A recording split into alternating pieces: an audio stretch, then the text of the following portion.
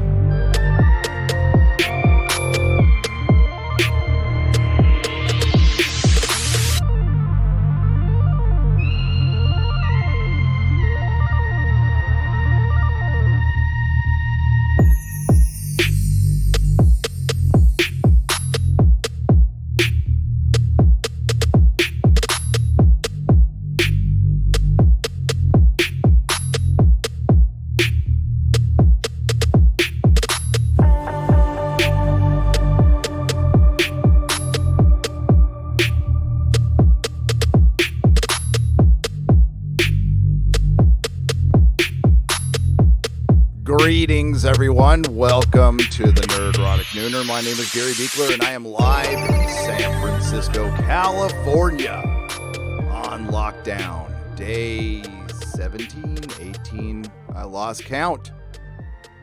But I remember 3 days prior to the lockdown, on March 13th, I did my first comic book retailing live stream. It was one of the 3 subjects I covered that day. And I talked about the comic shops being completely screwed. And this is prior to our mayor locking down our city on the 16th and our governor, Gavin Newsom, the one without a hair out of place, announcing that our state was on lockdown. And as soon as I heard that was going to happen, because we caught wind of it, Mrs. Nerdrotic actually caught wind of it, and she told me, that was the first thing I thought of. And I don't know why. I haven't been a shop owner for quite some time. I have separated myself from the industry, and I'm very happy I am not part of it anymore. But I did talk about it. That was the first thing I thought about, and I didn't think it would last to the 7th. And remember, April 7th was the original day they were going to lift it here. Of course, we're going to go well past that. And now we're looking at Diamond being shut down. We're looking at weeks without business. I heard some conservative estimates that if it opens up back in June, we would only lose 20% of the shops, which that might be right. I don't know. But then what's the percentage after that? Because I'm sure some will give it a go and try to open after that, and it'll be rough. It'll be rough. Now, you know, they have been trying, they've been scrambling to find solutions. And that's good. That's good. It's about time. It's an industry that really didn't think about it very much for decades. Some tried. There were many who tried within the industry to get the comic shop owners together, to get Marvel, particularly Marvel, to be less predatory. DC followed suit. Everybody else followed suit. You know, IDW does plenty of variants, and we'll talk about that. But they really didn't think that much about the future because they were very comfortable. I mean, I was comfortable too. It's very convenient and easy to order from Diamond. It is. You got one little book that you open up, and, you know, there was also Baker Taylor, and there's other places you can go to. But mainly, you know, comic shop owners don't want to work that hard. Plus, there's plenty of work within the shop, especially if you deal with back issues like I did. You were constantly working. It was just easier to do that. Easier to have final order cutoff. It was convenience, and convenience can be the death of an industry. Almost like when you're a boss, you don't want your employee to be too comfortable. Kind of like, for example, Marvel. You know, where you have employees taking shots at fans for years, and they're not worried about a damn thing. That hurts your industry too. And here we are. So, funny thing happened, and we'll talk about it later. I had messaged a comic shop owner about a year ago, almost to the day. We had a little salty exchange. Apparently, this retailer didn't like what I was doing on YouTube, which is that person's prerogative. I don't mind that. A lot of people have a problem with what I do, although I think I'm pretty tame. And I had a very snarky response. I said, well, I'm sorry you feel that way. I'm paraphrasing, and I'm sorry that your industry is in collapse. And they responded, our industry isn't in collapse.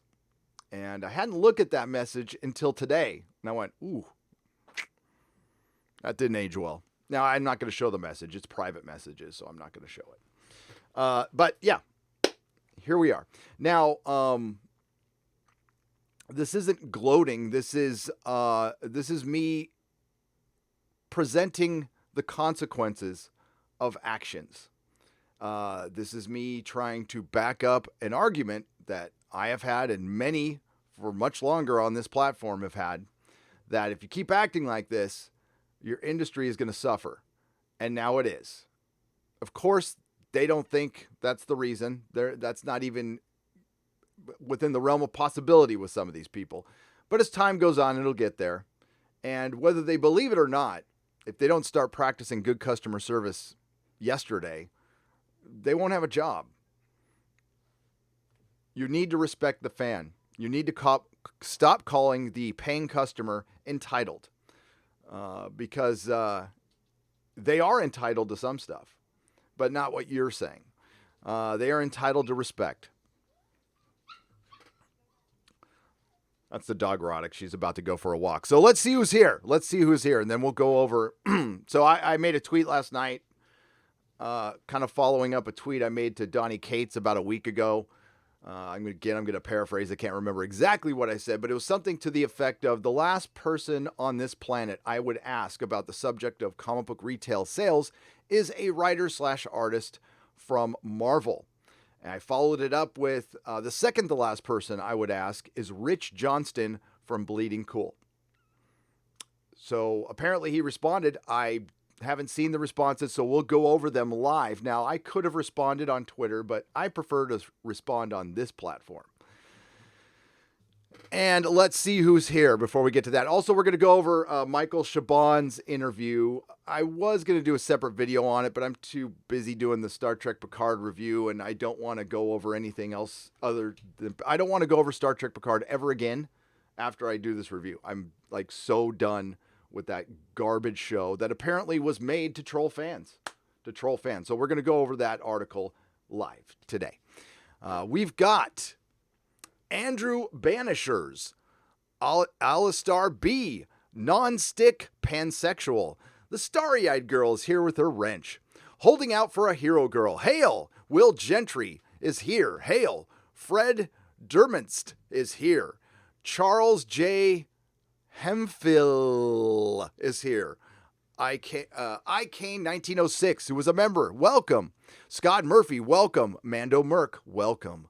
Mar Krell, welcome to the show. Joe W., who is a member, and Jadu Khan, who also is a member. Hail, Jadu Khan. Welcome, everybody, and thanks for being here. Loquacious Primate, how's it going? And yeah, we have a couple of articles. So Bleeding Cool has a solution, and there's nothing wrong with having a solution for the problem. But the solution is what every single retailer suspected it would be, and it would not include them. Now, they're going to start by trying to include them, but I'm here to tell you, and this is an absolute fact, digital comics will not save the comic book industry, and it will not save the comic book shops. You can try, give it a go. It's a stopgap. I'm sure there's some people who already use Comixology who are planning to still use it. I'm pretty sure Marvel and DC will hold out as long as they can. They probably have some of the big boys threatening them right now, but what do they have? They have threats. Eventually, Marvel and DC have to make money. And, you know, I, of course, come from a retailer perspective, and it's biased. For a customer, I think you gotta release digital. It sucks for the shops. I would hate it. I would be one of those people fighting it. But if I'm a customer and if I want the digital comic and the company that provides comic books wants to give them to me, I think you should favor the customer first. If I'm going to stand by backing up the customer, which I do, I have to relinquish that then. I have to suffer. And hopefully, I have enough confidence in my industry and my shop that it will survive customers reading digital comics for a couple, 3, 4, 20 weeks. And if your industry can't survive that, then maybe, I don't know, maybe it's not that strong of an industry. Why is it not that strong of an industry? Because you didn't think about the future.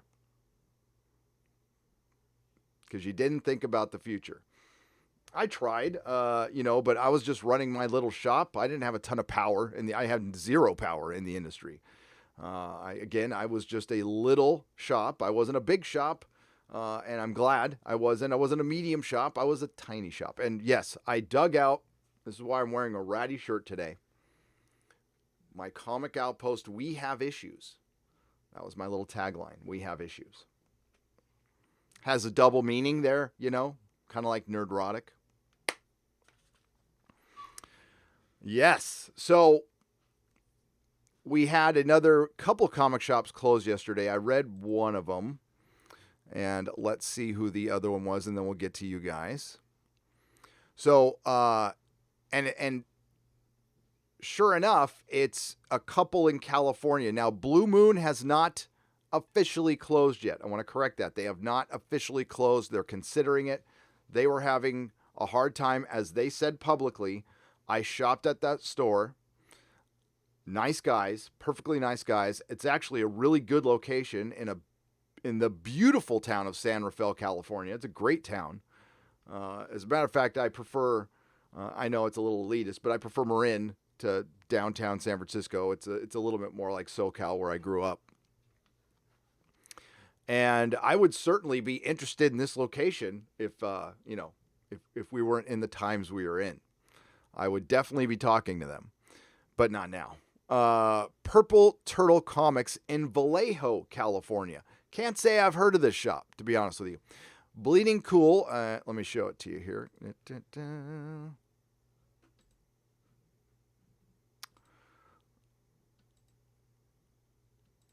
Bleeding Cool has confirmed that this store has permanently closed.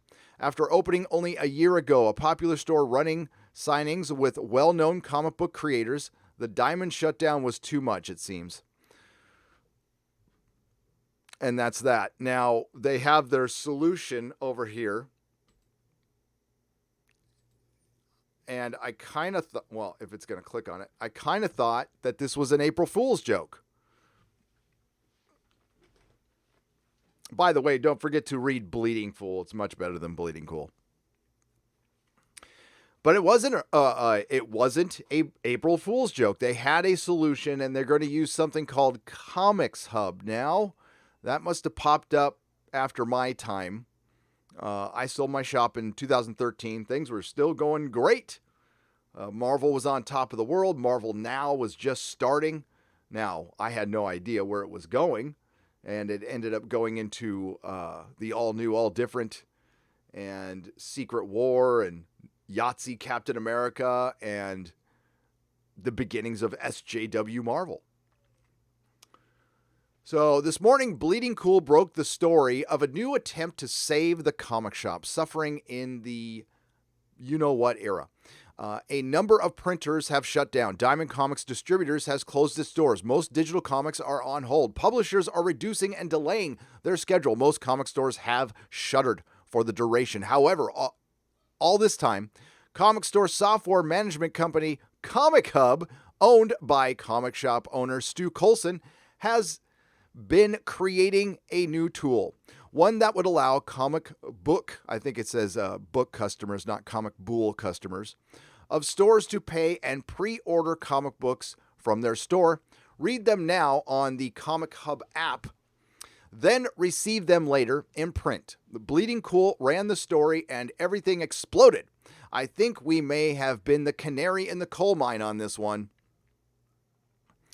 And we'll go over a little bit. I got to see how many details they have of what this process is and how it will work. But I will begin with this. I'm guessing this is based on needing contact information for your customers.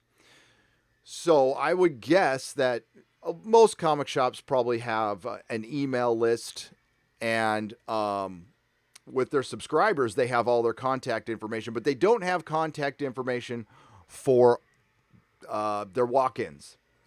And they don't have contact info or current contact information. So that's a percentage of their client base. And of that percentage, only a percentage is going to use ComicHub or already does use ComicHub. And of that percentage, only a percentage is actually going to follow through and pay for it. So you are talking about, I'll go high on the estimate, 30% of your subscribers, like the hardcore ones. Out of my subscriber base, only 30% of them were hardcore, coming in every Wednesday. And I gave them every incentive. I gave them an extra discount to come in once a week. I did everything I could. I had the best discount in the city. People call me crazy for having it. It worked for a long time. It really did, because it was just volume. I had people, my store on Wednesday was packed. There were lines out the door. The last 3 years I was in business, even though I was personally self-destructing, on that last year, I had people lining up out the door every Wednesday. And then Thursday started getting nuts too. And then Saturday, it was nuts. And I had my kids section. Things were rolling. Kids' birthday parties. Things were going good for a while. Unfortunately, that store, I don't believe, I haven't been in there much. I drive by once in a while. And I've driven by on Wednesday. Now, it depends on the time. There are times where it's quiet in the store. I don't know if it's been like that since then. But still, people like the tangibility of comics, but you're offering up to customers a chance to read it on an app that belongs to one guy, so I'm sure he is 1,000% behind this plan. And I'm sure he gets a little kickback. But I'm guessing the discounts aren't as good. It is a revenue flow. So, yes, it's good to have some cash coming in, but the amount coming in would be minuscule. And the amount of losses you would have, and the amount of people who wouldn't even bother coming in and picking their books, but you're obligated to hold on to those books now because they paid for them, this would be a nightmare. And if this goes on 20 weeks, it would be a nightmare. Brian Hibbs puts it best on his Facebook page. As a response to this. And it looks like you have to go through some flaming hoops on this app to even get the book. And I have a lot of questions, but we're going to go to Brian Hibbs' response to this. I messaged him earlier today. I wonder if he responded. I'm just going to read this to you. I'm not going to pop up his Facebook. This was yesterday at 8:10 a.m., and I read it yesterday, but this is in context for this. A poll on a retail forum right now has 119 retailers opposed to ComicHub, this situation, 17 unsure, and 5 for digital first release, even if it comes from a retailer source. Beyond the philosophical idiocy of encouraging cross-channel migration, even passively, which is digital first, having access to your content prior to you buying it. The mechanical aspects of it are insane. How could anyone process and deal with 420 weeks of physical print comics dropping at once? That would be needed to catch up. That would be a lot of comics dropping all at once. That would be impossible to catch up. I could barely make a profit with my much, much larger discounts than what the ComicHub plan offers. And this creates an exponential amount more of work in having to track and organize such sales. I tell you right now, I wouldn't do it. I wouldn't do it just for that. All for what would be a paltry revenue stream. I am now firmly convinced that Marvel and DC didn't cave to the retailer. This is the important part. I am now firmly convinced that the Marvel and DC didn't cave to the retail pressure, which is like 90% against, but that they merely hit pause so that Stu Colson the owner of ComicHub, and ComicHub could provide them with a fig leaf of cover. The fig leaf of cover, they need to go full bore on Comixology. Seriously, people, this is a shitty plan, and any publisher that goes for it is my enemy.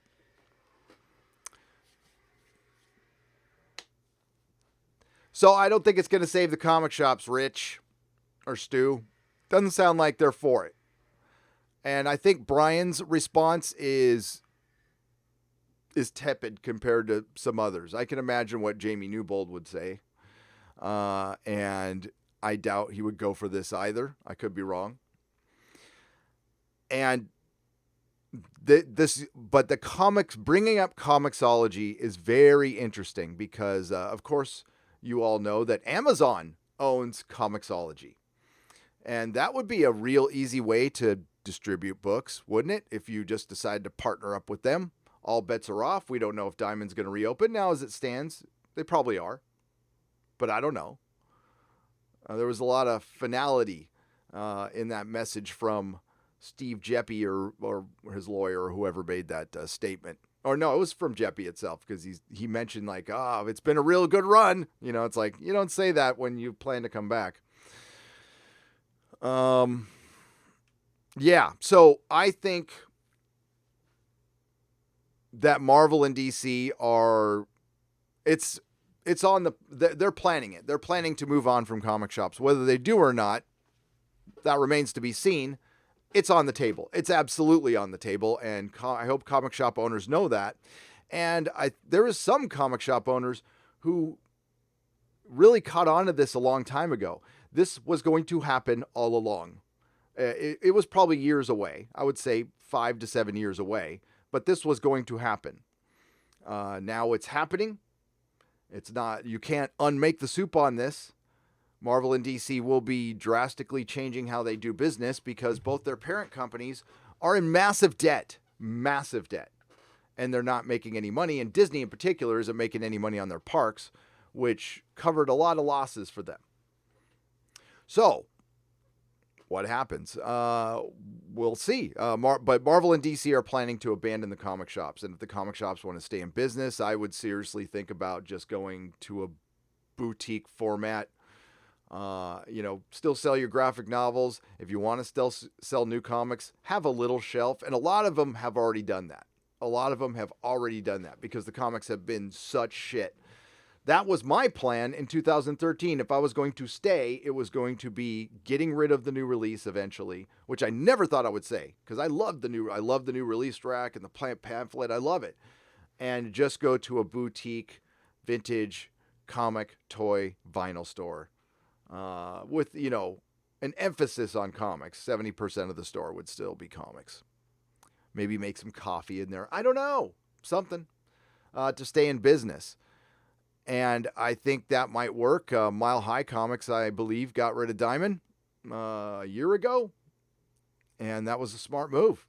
But I'm glad I'm not selling comics, and I feel bad for the Joe Fields of the world and Brian Hibbs and Car D'Angelo and all the good guys out there in the industry who just want to have fun and sell comics and don't really want to take part. Now, are some of them responsible for this? Yes, of course.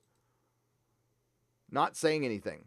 And when somebody did try to say something at a retail summit at Diamond in 2017, that turned into a shit show, which that is what I think was one of the major sparks in the whole movement against SJW Marvel, the rise of Comicsgate. People talk about the milkshake day, but I think it was that retail summit that really got things going. Listen, they were going long before that. Like I said yesterday, Doug Ernst was out there years before any of this on his blog, taking on Dan Slott, And hey, I had customers complaining about it in my shop in the mid-aughts. It wasn't enough to hurt business back then, but it was noticeable when people came in and go, could you believe what she said on Twitter? Stuff like that. That's the start of this. Death by 1,000 paper cuts. How many times do I got to say it? Now you've bled to death. And you're bleeding 4 colors. And it makes me sad. I'm not gloating over any of this shit. because I definitely wanted to get back in the business again, not with any of these people. And when and if I own a new shop depends on how the economy is. It depends on, right now my wife's salon is not open, and that's a thing that we have to think about. Well, luckily we have saved up a little bit, but we are not rich people, and neither is not many comic shop owners are. Now there are some who are independently rich trust fund kids that will stay open probably because they don't need to make money. It's a hobby. But that's what the entire industry has become, is a hobby. It's either a stepping stone or a hobby. Somebody does something on the side. I know a couple. Well, actually, I don't want to out. There's a comic shop I know that's owned by 3 people who have day jobs, and they just take shifts at the shop, and they do it for fun. The creatives, quote unquote, at Marvel and DC are all trying to get to Hollywood. That's all they're doing. We don't have many people who just want to draw comic books, and that's all they want to do. Everybody wants a script. There are entire publishers dedicated to just selling scripts. Black Mask, and or publishing scripts that didn't get sold. IDW. I mean, IDW. Everything is reliant on their properties and their IPs. Lock and Key got renewed for a season 2, and that might prop them up for a little while. But yeah, it's no Witcher. It's no Stranger Things. I don't know how they can carry a whole company. And the Hollywood bubble is burst as well. Superhero movies, genre movies, science fiction movies are very expensive to make. Are they going to be eager to do that? Are they going to have the cash flow to do that? Now, it's always been stated that Hollywood is recession-proof, and it's proven that in the past. But it's a different Hollywood now. It's a corporate Hollywood. I mean, it was even more corporate than it was in 2008. So now we have conglomerates owning everything, and they're probably going to have to sell some of that stuff off so they can pay some of their people. Bob Iger took a pay cut. Good for him. Probably a PR stunt, but good for him. And every time I think about it, I think about Geeky Candy's story that they spent 50% of an entire day at a board meeting on inclusivity and diversity. That's funny. And that's within a month of this happening. And that means they knew this was happening because people knew this was happening 2 months ago. It was actually mentioned in a speech that got ripped up. If you know, I don't get political, but it was mentioned. Yeah, so there's no new updates from that. I have been looking at the Facebooks of shop owners, and I think they're hunkering down. I wish them all luck. I want them all to survive. I want to be wrong. I hope I'm wrong, and 30 to 40 to 50% of the shops won't be gone within 6 months.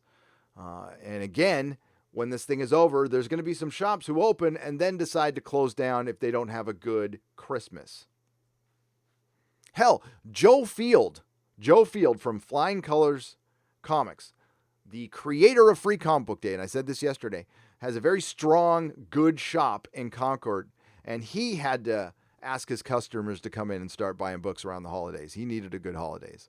And that's not no shade on him at all. He's a great comic book retailer. He's been there for years.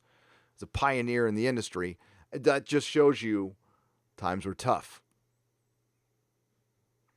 Times were tough. Let's get to you a little bit, and then we'll go back to see what that plan is, and then we'll read the tweets live. And again, I haven't read the tweets. I don't know what they say. They could be complimentary. I don't know. I've never talked to the dude. I did tweet at him. I did. Bargain Shop for $10 says thank you. No, thank you. Thank you, Bargain Shop. There's going to be a lot of bargain shops, and that's good. We need bargain shops. I hope we enter an era where the customer is king and queen. It doesn't matter. I'm not using that as a gender-specific thing. It's 2020. But yes, I truly hope the customer is respected like the royalty they are, because they pay you. You are directly. How do you think that company that hires you, pencils down, by the way, hashtag pencils down. The pencils have gone down. Who do you think that person who gave you that order, why do you think they gave you that order? Because they are not getting any money from, say it with me, comic book artists. You want to act like children? I'll treat you like children. Say it with me. Why is it pencils down? Because the customer can't make it to the shop to pay the shop owner to pay you, your parent company. Pencils down. Or, I don't know, switch off your 3D modeling. The first super chat of the day is from our old friend, the Doctor 14 Blu-ray Reviews, who takes issue with my hashtag RIP Doctor Who. I do not use the hashtag Doctor Who anymore, and a lot of you haven't, and I bless your heart for it because that actually helps them. They think, well, it makes them think there's a lot more interest in their show than there is. Same thing with Star Trek. They just see a hashtag and they'll take that as a positive view. But it's not. So we start using RIP Doctor Who. But the Doctor 14 Blu-ray Reviews gives me £2 to say hashtag Doctor Who. Thanks. I appreciate it. There was a time I was very much behind that hashtag. CM Shazam for $9.99. My local comic book store is still doing curbside pickup. Good. I would love to connect you Diamond D Destroyers with my cousin in the industry and see if you all can keep this thing going, even underground. I hope it keeps going. The reason I am making videos, the reason I'm talking about this is because it's an important subject to me. I'm interested in it. I want to go back to it. I was in this industry. I love this industry, and I want comic shops to stay alive. So bringing attention to it in however way I do it helps. Whether they want it or not, it helps. If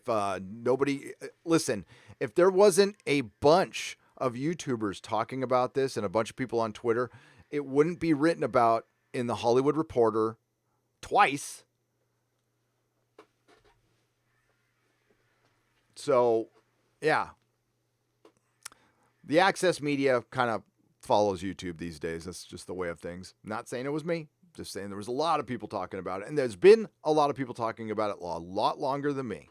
So I would just, if anybody says, hey, you're jumping on a bandwagon, no. I've been around a while. Ken Kersey for $5. With the lockdown, is there less poop on the streets? Well, I was going to say that yesterday, but today, poop is back on the streets. It's almost like we're returning to normalcy. I hope you're all safe out there. Marcus Aurelius Fortunatus for $5. Bike shops have been designated essential. Why not comic shops too? Have they? Is a bike shop? Yeah, no, you know what? I can argue it's essential, especially here. A lot of people ride bikes around here. I think, you know what? GameStop is douchey, but I think entertainment is essential. But the thing is, we can get so much of it at home. And here's the problem. I am a customer first person always, even when I was at my shop. And that's why I had a hard time with digital. Because if that's what the customer wants, that's what they want. My job is to be better than digital. How am I going to be better than digital? Well, I need to practice good customer service. You want to know the key to running a successful comic shop. The very first thing you have to have in mind all the time above anything else can be learned. How to run a business can be learned. You know what? You don't even have to know that much about comics and you can run a comic shop. That can be learned. Everything can be learned. You know what can't be taught or learned because you're either born with it or not? A personality that goes with good customer service. You have to be a people person. You have to like people. You have to be open to a lot of different opinions. And you have to have a very broad taste in comic books, too. You can't run a shop being a Marvel guy or a DC guy. It doesn't work. And I've always leaned Marvel. That was my first love. But I like DC just as much. As a matter of fact, I like DC a little more right now, to be honest with you. But I love them both. Good customer service comes first. It's just like in recovery.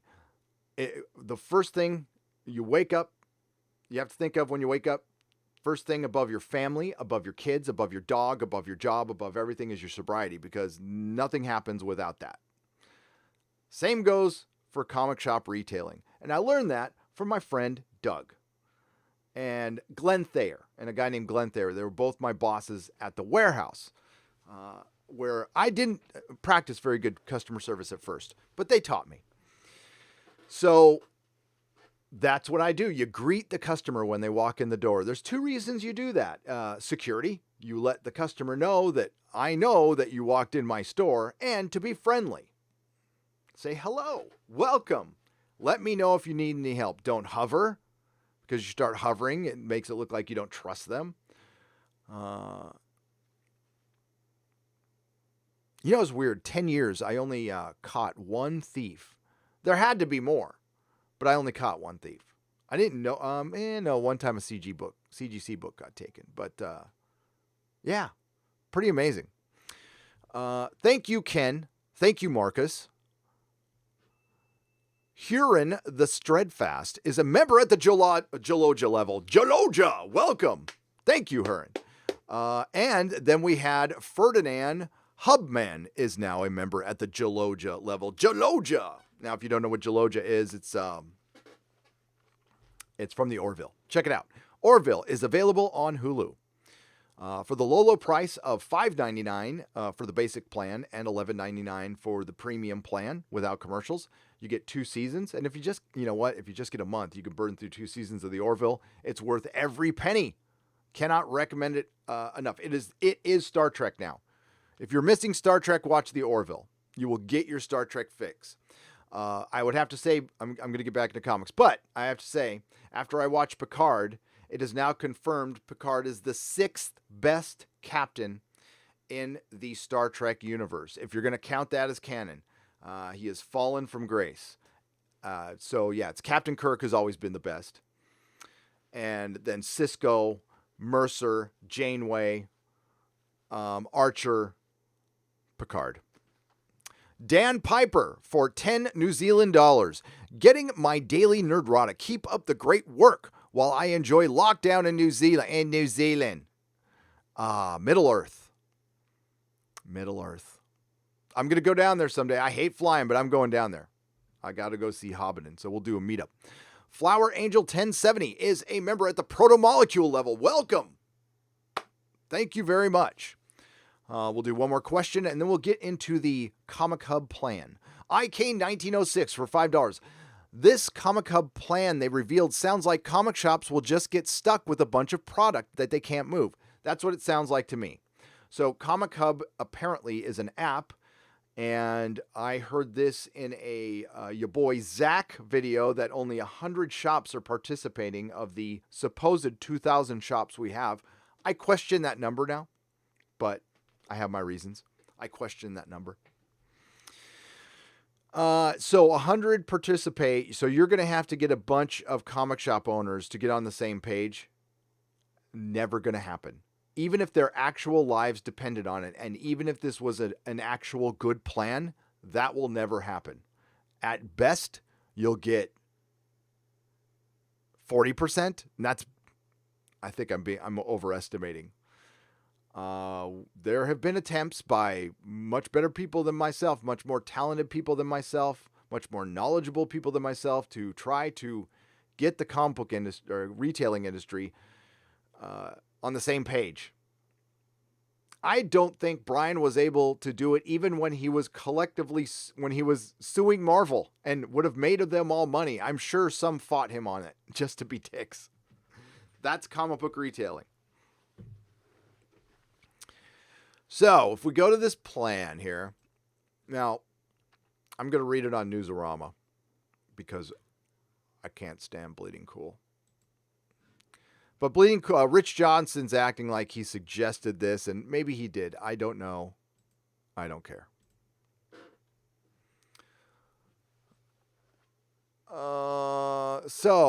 The 80 poundest of 80-pound Gorilla's final order cutoff for April 15th in-store product is today, with May dates right around the corner. Estimates from within Diamond Comics distributors project that the orders from April to May will decrease by a seven-figure sum. That's $1 million or more. The main culprits seem to be a general fear and uncertainty in consumer spending, coupled with the disruption in traditional buying patterns. Combine that with the fact that as many as 35% of the comic shops are in shelter-in-place states, and many are predicting a rocky few months. Some stores plan on cutting to the bone as a safety/default position. That's a smart position.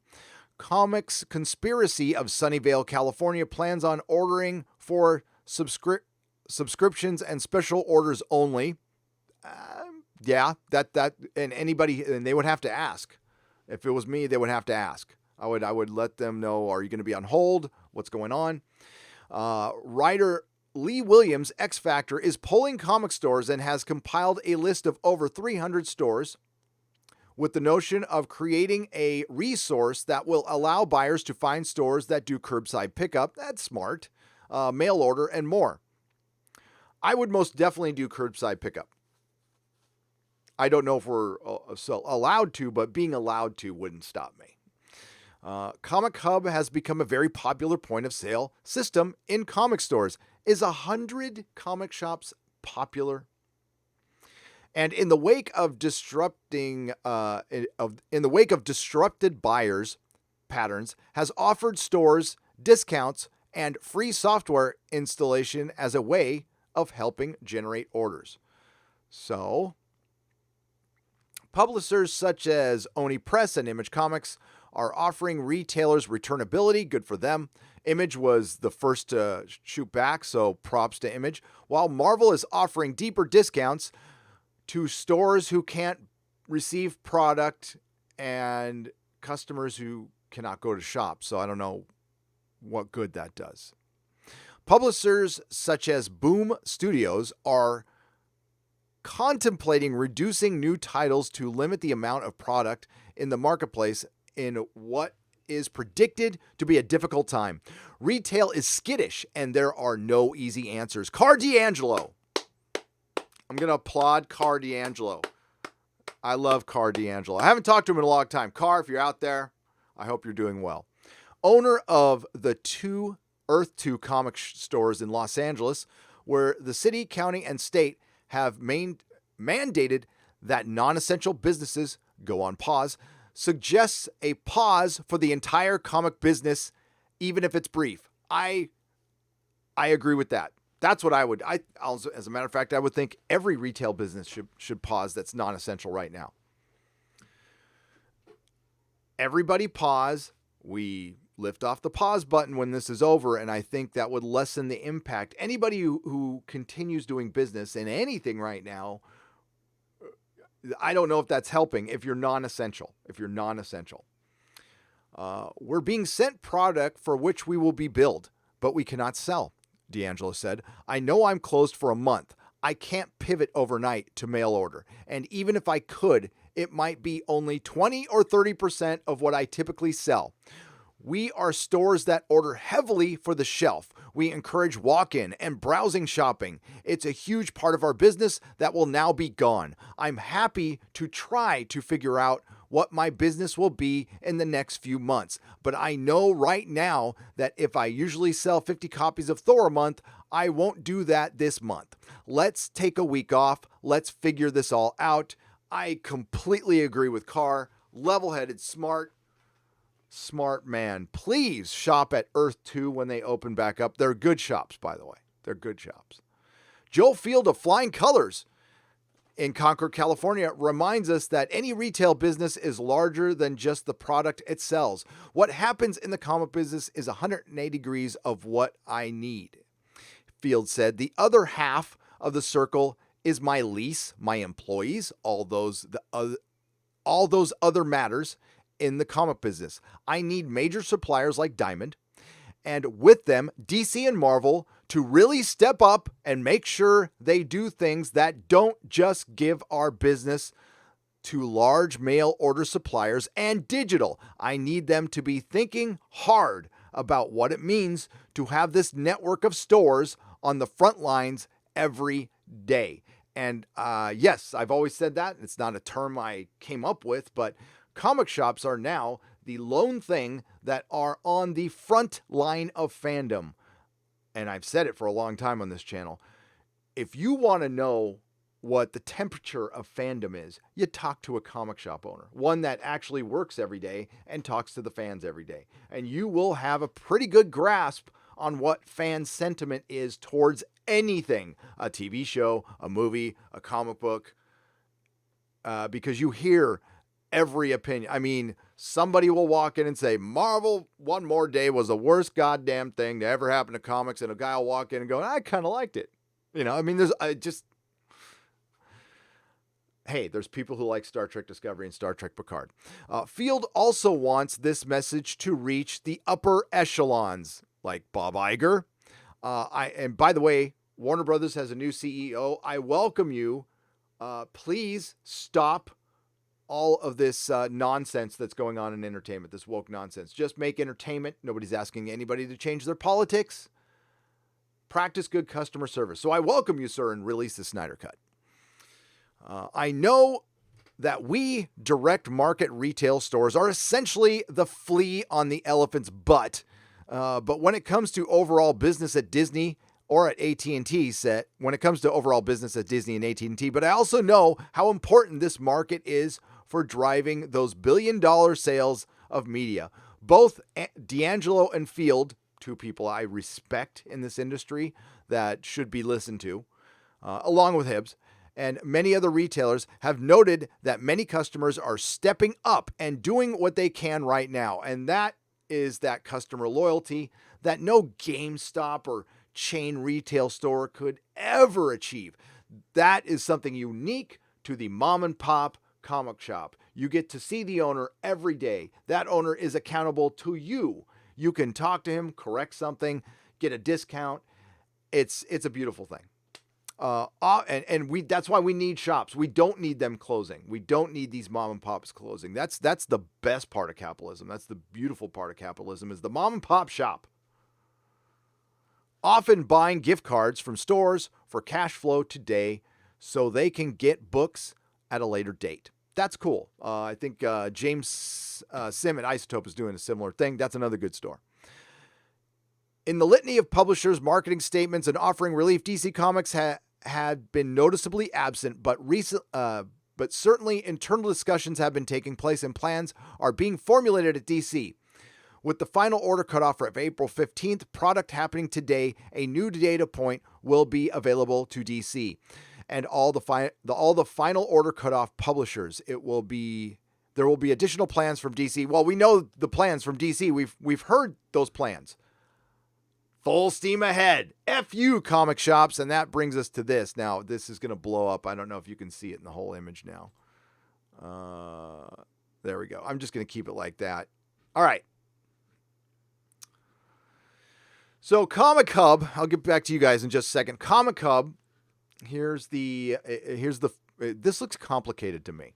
Now, I know Zach went over this, and I agree with him. Now, I don't see where payment is here. So it starts at the publisher. It gets uploaded to the previews image. You have to download an app that you have to learn. I'm sure it's pretty easy. Retailer app, retailer website. Okay, so does it have to be connected to a website? Do you have to have a website? Can you put it on a Facebook? Can you put it? You can't put it on Twitter. So you have to have a website. Not every shop has a website. Now, shops, it's very easy to have a website. You could start if you want to do this, you can go to WordPress and start a free website today just for this. Order sent to favorite shop. Confirmation goes to app. So you can only read it on the app. So you have to pay for it on the app. I'm assuming you're paying for this before you read it. All right. So there has to be some kind of payment process. What is it? Is it Venmo? Is it PayPal? Do you pay the store directly with a credit card? How do you get a receipt? Who keeps track of all the comics? Oh, the shop owner. And I'm sure they think, well, you've got all that extra time. You know what the shop owners are doing with all that extra time? Trying to figure out how they're going to pay their bills now. Ubering. Who knows if you can do that? Doing other things. It's hard to innovate in fear. I mean, sometimes we get some good innovation and we might. This isn't it. This isn't it. So I'll tell you why this just won't work. I'm sorry. I don't mean to shoot it down, Rich Johnson, but I wouldn't put a headline saying, I saved the comic book industry. I know you're being cutesy-putesy, but you're not saving it because you haven't worked at a comic shop. You haven't been there on Tuesday night receiving shipment from Diamond, bagging, boarding all the books until 4 in the effing morning. Getting to know customers. You know that thing, customer service? I know you're often alone in your office. It's a customer interaction. It's people skills. It's facing skills. And you have conversations, sometimes long conversations with customers who want to talk to you about stuff that you might generally not be interested in. But you know what? I never had that problem. I'll talk to anybody about anything and for hours. And that's the one thing that helped cover up a lot of my flaws. I had flaws as an owner, of course. I was learning on the job. I never owned a business before. I breezed through Small Business for Dummies, and I got pretty decent with it, but then I got self-destructive. It was my fault. I can't blame Diamond or Marvel or DC for my store's destruction at all. That was all me. All right, so they're going to have to pay for this app. As I said before, you're going to have everybody's contact information. Well, you don't. You don't have the walk-in information. You might have bad emails. So you're counting on your hardcore subscriber base. Well, like I said earlier in the live stream, if you're lucky if you get 30% of them coming in regularly to give you a revenue stream. Now, it's better than nothing. I understand that, but I'm pretty sure the individual comic shops have already figured out curbside and other things where they can get bigger discounts. And that's what I'd be offering. I'd be offering stuff like, hey, come and get your whole disc. I'll give you 50% off if you buy out your box, if your box is huge or something like that, just to get something going. And then I would start an online store, but not everybody can do that. I mean, eBay is an option right now. I would start eBay. You have that extra time, start taking pictures, eBay, all your pop vinyls and stuff, and never carry that stuff again if you do. So we're talking about, there's so many hurdles here that, and convenience is the key. Now, it doesn't look like much, but this is way too much for a comic book customer to go through. So ComicHub will be a revenue stream for some. It is not the savior of the industry. I like the idea of getting a collected list of curbside availability, but sometimes that's not an option either. So sorry, this isn't going to save the comic book industry because not enough of your customers will do it. And I have another question. Is Marvel and DC going to participate in this?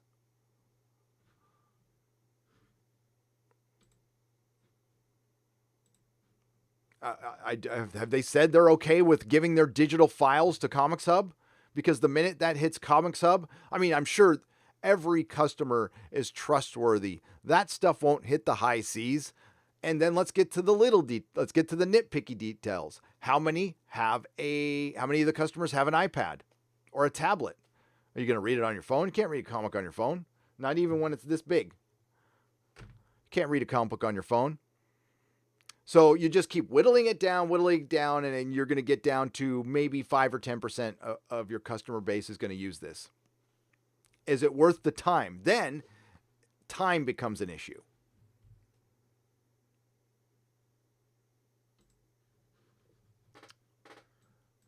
Let's get back to you guys here. Thanks for hanging in there. So, sorry, It's not going to work, but they are working on solutions, and that's a good thing. And if what would I think of right now? Like I said, the shop owners do need to get together. There needs to be a network where you all need to talk to each other, and they do. There are some forums, but it's not everybody. So I would, Brian and I have our differences, but I would strongly encourage getting in contact with Comics Pro, and maybe Comics Pro can finally do some good. My biggest problem with Comics Pro is they let publishers in the door. It was supposed to be an organization of retailers, and then they let DC come in and offer freebies and stuff like that, and it lost all purpose. It lost all purpose. Now, I'm not a pro-union guy, but I'm okay with having a loose collection of shop owners sometimes uniting in a voice when we're being screwed over. But again, the digital problem is not one I can honestly argue against. I could just say I'm a biased shop owner and I think digital will probably hurt my business. But if the customer wants it, then the customer will just get it through Comixology.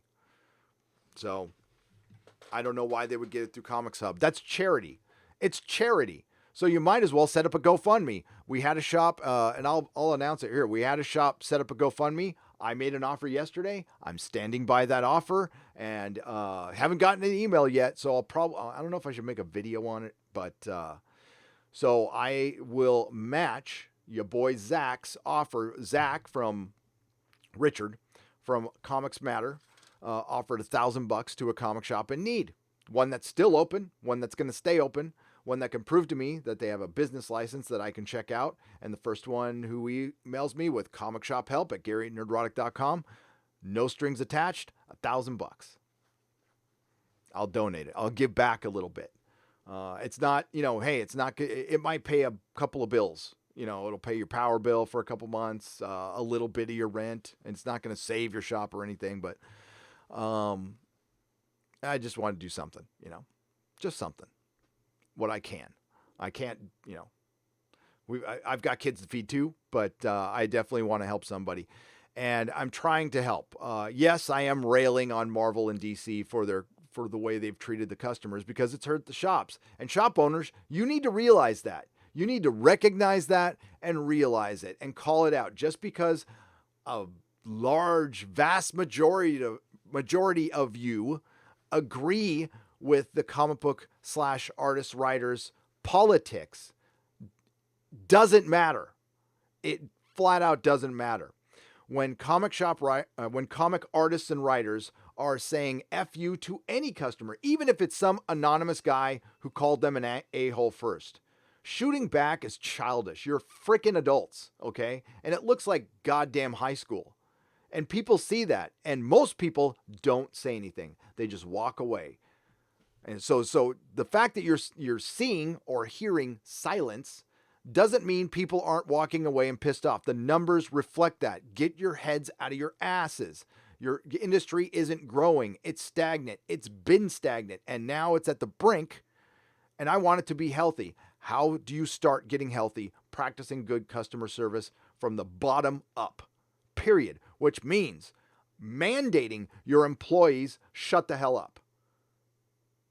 Even your contracted employees. If you work for me, because I said that at my shop, if you work for me, you are not free to say whatever the hell you want on social media because you are cross-pollinating with my customers, with your customers. So if you're popping off about a president, you risk offending them.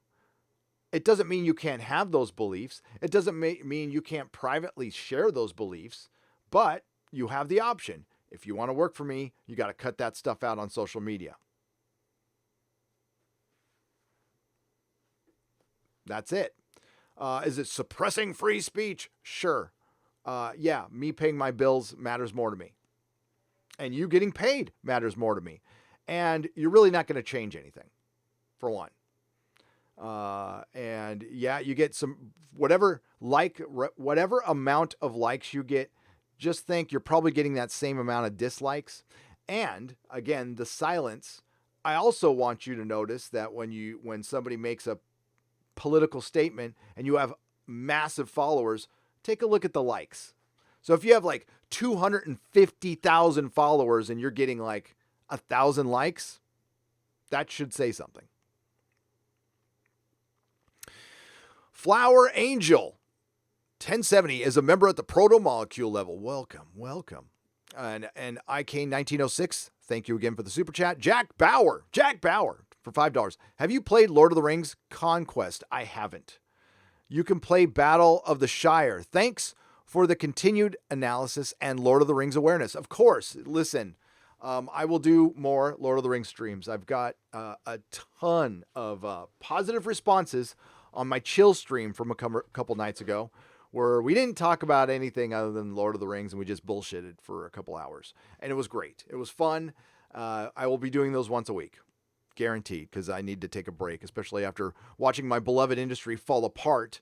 And it's for the exact reason I thought it would be. And when you try to warn people and simply say, can you stop?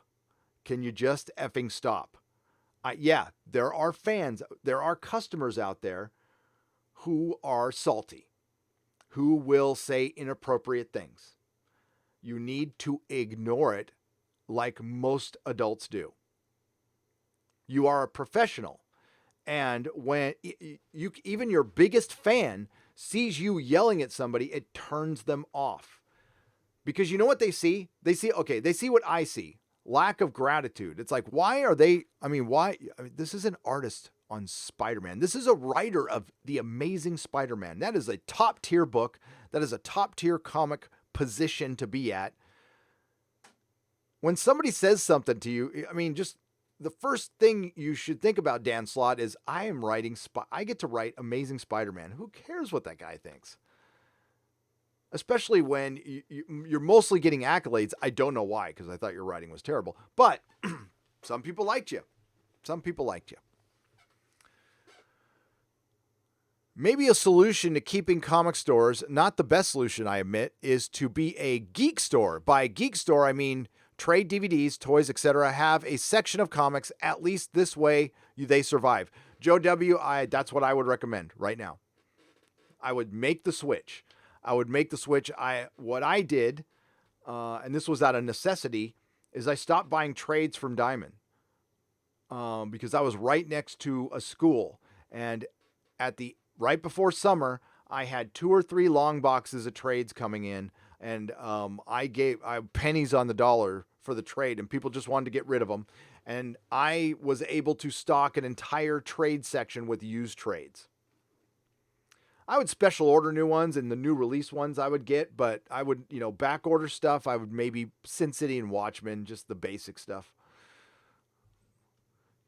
Keith Mayo is a new member at the Proto Molecule level. Welcome. And hell, if I hadn't fallen off the wagon and remained sober, would I still be there? No. I would have hated this. This would have frustrated the hell out of me. I would have been the old man screaming at clouds. I'd be causing trouble at retail summits. I would go to retail summits to cause trouble, and nothing would change, and it would be frustrating, and I'd probably quit. I always knew when I bought the store, I just knew. I'm like, I'm not going to do this forever. Just like this. I'm not going to do this forever, but I'm going to enjoy it while it lasts. And you know what? I can go back to it. And I wanted to continue, but my behavior was just too self-destructive at the time. I had to get right in the head. I had to get right. I had to get humble. I had to get right. I basically had to start out from scratch again. I had to go back to some old jobs. I had to go work a job where I had to wear a uniform. I worked at O'Reilly, at a huge, I used to sell parts professionally for dealerships for freaking $30 an hour. And I was working at an O'Reilly for like $12.50 an hour. That was my first job back, and worked my way up, and here I am. Doing okay. And I'm in the position where I could open a shop. I have the stock, but I don't have the desire right now. But I will, and when I do, I'll keep doing this. It'll be part of the shop. But it looks like if I do, it'll be here. Hopefully the rents will be cheaper. And hopefully this doesn't go on too long. But that's what I would do. That would be a fun shop to go to. A little that would do well here. It would do well here. Now you don't have that constant cash flow of Wednesday comics, but that's gone now. That is gone. That is gone. Scooby D, welcome to the Geloja level. Problem, thank you for being here. There will be a members only stream today, sometime today, probably in this evening. Scooby D, thank you. Problem being for $1.99. Have you seen the BBC Doctor Who Best of Series 12 video? I have, problem being. It was so funny. There is a Doctor Who video I will be releasing sometime next week. I started working on it, but the Picard review got in the way. But it's my response to What Culture's video. And that'll be out sometime this week. And yeah, R.I.P. Doctor Who, it's dead. And sorry, folks, I haven't talked about Doctor Who. We'll be talking about Doctor Who because there's sentiment growing out there that somehow Bulls Trek, Heels versus Babyface, yours truly, Doomcock, Clownfish TV, and they probably blame Critical Drinker. He's in there too, and Dave Cullen kept people from watching Series 12. Wow. I didn't know I had that much power. Well, then everybody watch all of my videos now. Doesn't work that way. Gary, I love your Biachin t-shirt. Thanks. And I'd love to buy a new one in XL. Make more. Teespring is calling. J Flow Flicks, would you guys want a Comic Outpost shirt? I kind of like to have a new one. Yeah, I'll make some. Sure. I'll try to make them very affordable. Okay? But if you guys want one, I'll make one. We did make a new batch of Nerdrotic shirts and they are lost in shipping. So Quarter Black Garrett, if you're out there, it's at a hub somewhere. I don't know if Mrs. Nerdrotic can hear me, but she's watching probably. But it'll be here eventually, and when it is, we'll let you know when the giveaway. We normally give our stuff away, but if I do sell it, I'll sell it at close to cost. I'm not trying to gouge anybody, but if you generally want one, I'll sell it as close to cost as possible. How's that sound? Bargain Shop, thank you again for the $10. And speaking of Heels versus Babyface, there he is. Great YouTuber, good guy, Batman fan. Dude, we had that conversation on Friday Night Tights, and now I want to read Nightfall again. It's all your fault. I had to go dig out my Nightfalls. They were buried, but I found them, and yeah.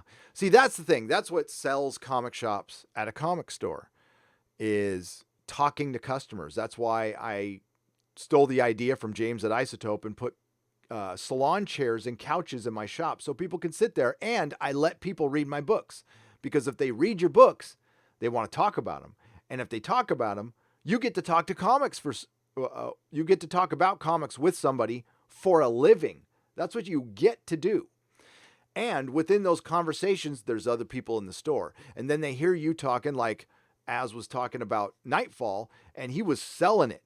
Like, I guarantee you, Az, you sold probably 4 or 5 trade paperbacks on Amazon just by talking about Nightfall and talking about how much you love that story. That sells more comics than anything. I can't even tell you. The same thing went at the record store. Doug and I would put on a soundtrack. We put on. They actually did this in High Fidelity. When John Cusack's character he's all, I'm going to sell 5 of these right now. And he puts on a disc, and then people start asking about it. Well, that's true story. That's what happened. I remember that specifically with Vangelis's Blade Runner soundtrack. Vangelis released the Blade Runner soundtrack in 1994. We played it constantly, and we sold out of it all the time. Same thing goes for the comic shop. I would have Doctor Who on all the time, and I'd have my big Doctor Who section. Guess what I sold a hell of a lot of? Doctor Who stuff. Audiobooks, comic books. I guarantee you I had some of the best Doctor Who comic sales in the country. I was selling 200 comics a month. I had 100 subscribers for Doctor Who, a property comic. because we talked about it all the time.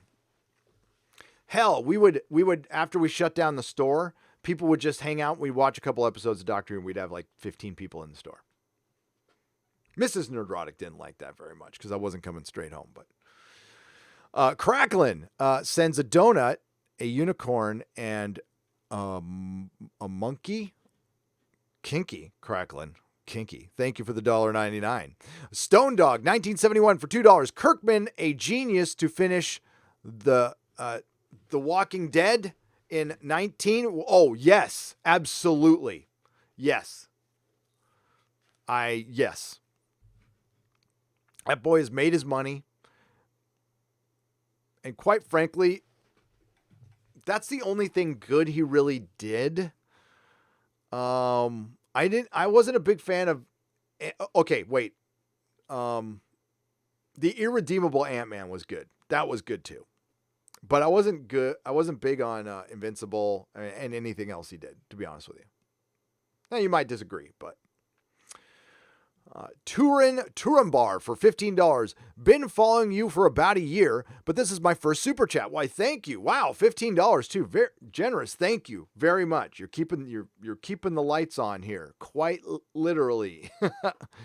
We're glad to hear I wasn't alone in my disappointment in media/entertainment. Keep up the great work, making our voices heard. And that's, Turin, thank you. And that's what this is. This is a we. You are important. The chat is important. The live streams, I'll repeat it again. They watch these things. There's somebody watching now. There is somebody from the industry.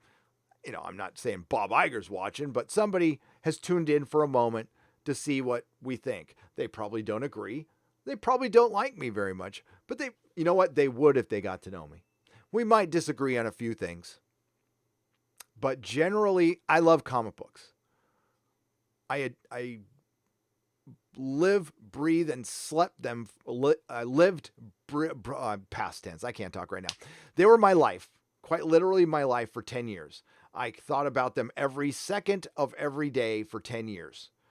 And I was a massive fan before that.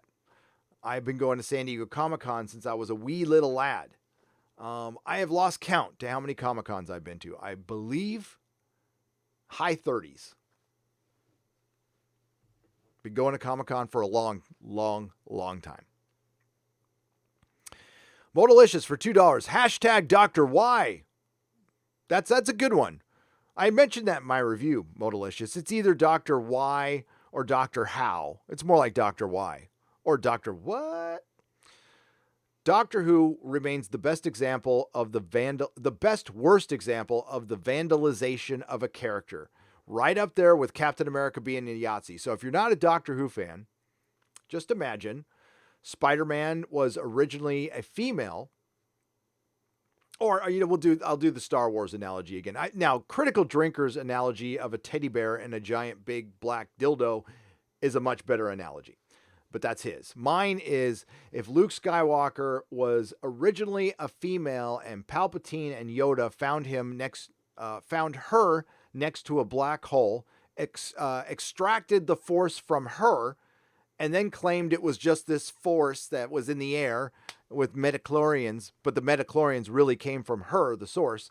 Then, to hide their shame, they changed the child's gender to Luke and dropped him off on a desert planet. That's what they did to Doctor Who's origin. Worse than what they did to Jake Skywalker, worse than what they did to Jean-Luc or Jake-Luc Picard, which was pretty bad. But what they did to Picard was so ridiculously stupid. I can't even take it seriously. I mean, watching Michael Chabon and Alex Kurtzman give interviews, Kurtzman is the most pretentious ass on the planet, and he knows it. That's what's frustrating. Kurtzman, if you want to know why people hate you, because you're getting away with it, dude. You're a total poser. You are one of the world's biggest posers. You just look at which way the wind is blowing, and that's what you agree with. You don't have an original bone cell in your body. And that's why people hate you. It's not even your trash writing. It's your smug, arrogant attitude and your absolute destruction of a beloved franchise just because you wanted to franchise. I don't even think your motivations were woke. You tried to be, but you couldn't even do that right. It is clear you're that guy. You're that guy who buys a Ferrari. The kind of guy who buys a Ferrari, doesn't know shit about the car, never heard of the car, or didn't care about the car 2 years earlier, but you came into some money and you wanted to buy your way into some status, or you wanted to look cool for the girls or the guys, whichever way you go. And yeah, you're one of those guys. And then you wanted to join a Ferrari club. And then you wonder why they all hate you or they can't stand you. Because you roll into that club thinking you did some basic research on Google and you think you can run the place. Bargain shop for $10. I look for, or Alex Kurtzman's also the equivalent of the little guy who buys the big truck. I look forward. No offense to the little guy who buys a big truck. I like a big pickup truck too. I do. Mrs. Nerdrotic hates the fact that my favorite car was my Dodge Ram. I loved my Dodge Ram. It's shitty. It's a shitty truck to have in San Francisco though. Bargain shop for $10. I look forward to your videos, buddy. It means a lot to hear how I'm thinking. You and Az are on the top. I am so thankful that the YouTube algorithm started throwing Az videos my way. And now, he's become a part of the family and he's a great addition. And there's more of you out there. Keep it up. Get a YouTube channel. You got a lot of downtime. Start a YouTube channel. See if you got it. Hey, not everybody does. You're not going to get an instant return. Though, there's some YouTubers out there. Hashtag not all. This is just a couple who had a pretty decent start and really wanted to be part of that fandom menace hashtag, but they didn't really understand what it was. They thought it was a group and an organization, and they felt that they were entitled to some sort of attention. And they were demanding to come on channels and stuff like that. That doesn't work like that. I am happy to bring anybody on. I don't care how big your channel is. I've had people on with less than 1,000 subscribers, and I will continue to do that. I'm going to bring patrons on, Friday Night Tights in particular. And I will continue doing that just because it's fun. It's fun. It doesn't matter how big your channel is. It doesn't. But it does matter. I mean, like if you go off and like make videos about me or something like that, I'm probably not going to invite you on. I'm not going to respond to the videos, but it depends. If you make a good argument, maybe still. But I mean, also, I don't think I'd be too harsh on that. I can be a very forgiving guy. Even if you make a video and you want to, make your argument on the live stream and actually have a debate about it, I'm open to that if you ask. I'm not going to chase you down. ComicHub, your number one source of put down paper Iron Man comics and get digitally satisfied with an Iron Lad, your alternate Marvel safe space. Enjoy, TC the Mandalorian. I know, safe space. And oh my God, where's my safe space picture? I don't have safe space in Snowflake. Where'd they go? Where are they? We got Sad Spidey. It's not going to be that image. It's not that image. It's not this one. There it is. Oh, it's just not, it's not high enough. Hang on. I got to get him up there.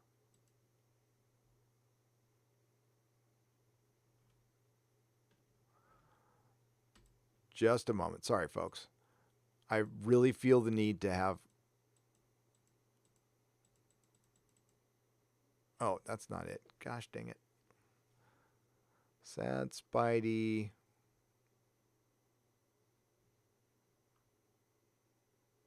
I don't know where it went now. Dang, that sucks. Hang on. I'll get another one up here.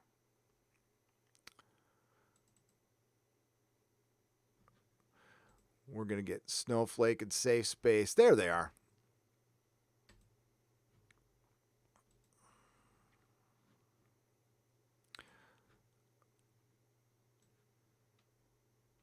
Boom, boom, boom, boom, boom, boom, boom.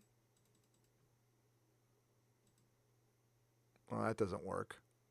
Well, hey, you can't really tell the difference, can you? Oh. Well, that doesn't work for me. Oh, that's what went wrong. Okay, I got it.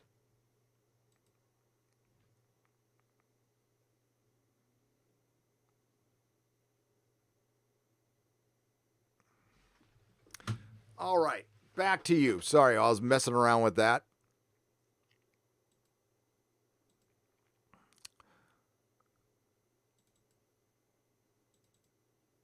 There you go. Sorry, now I'm obsessed. I need, why is it doing that? There we go. We're just going to let them hang out right there because they're the savior of the comic book industry. That took way too long. Sorry about that.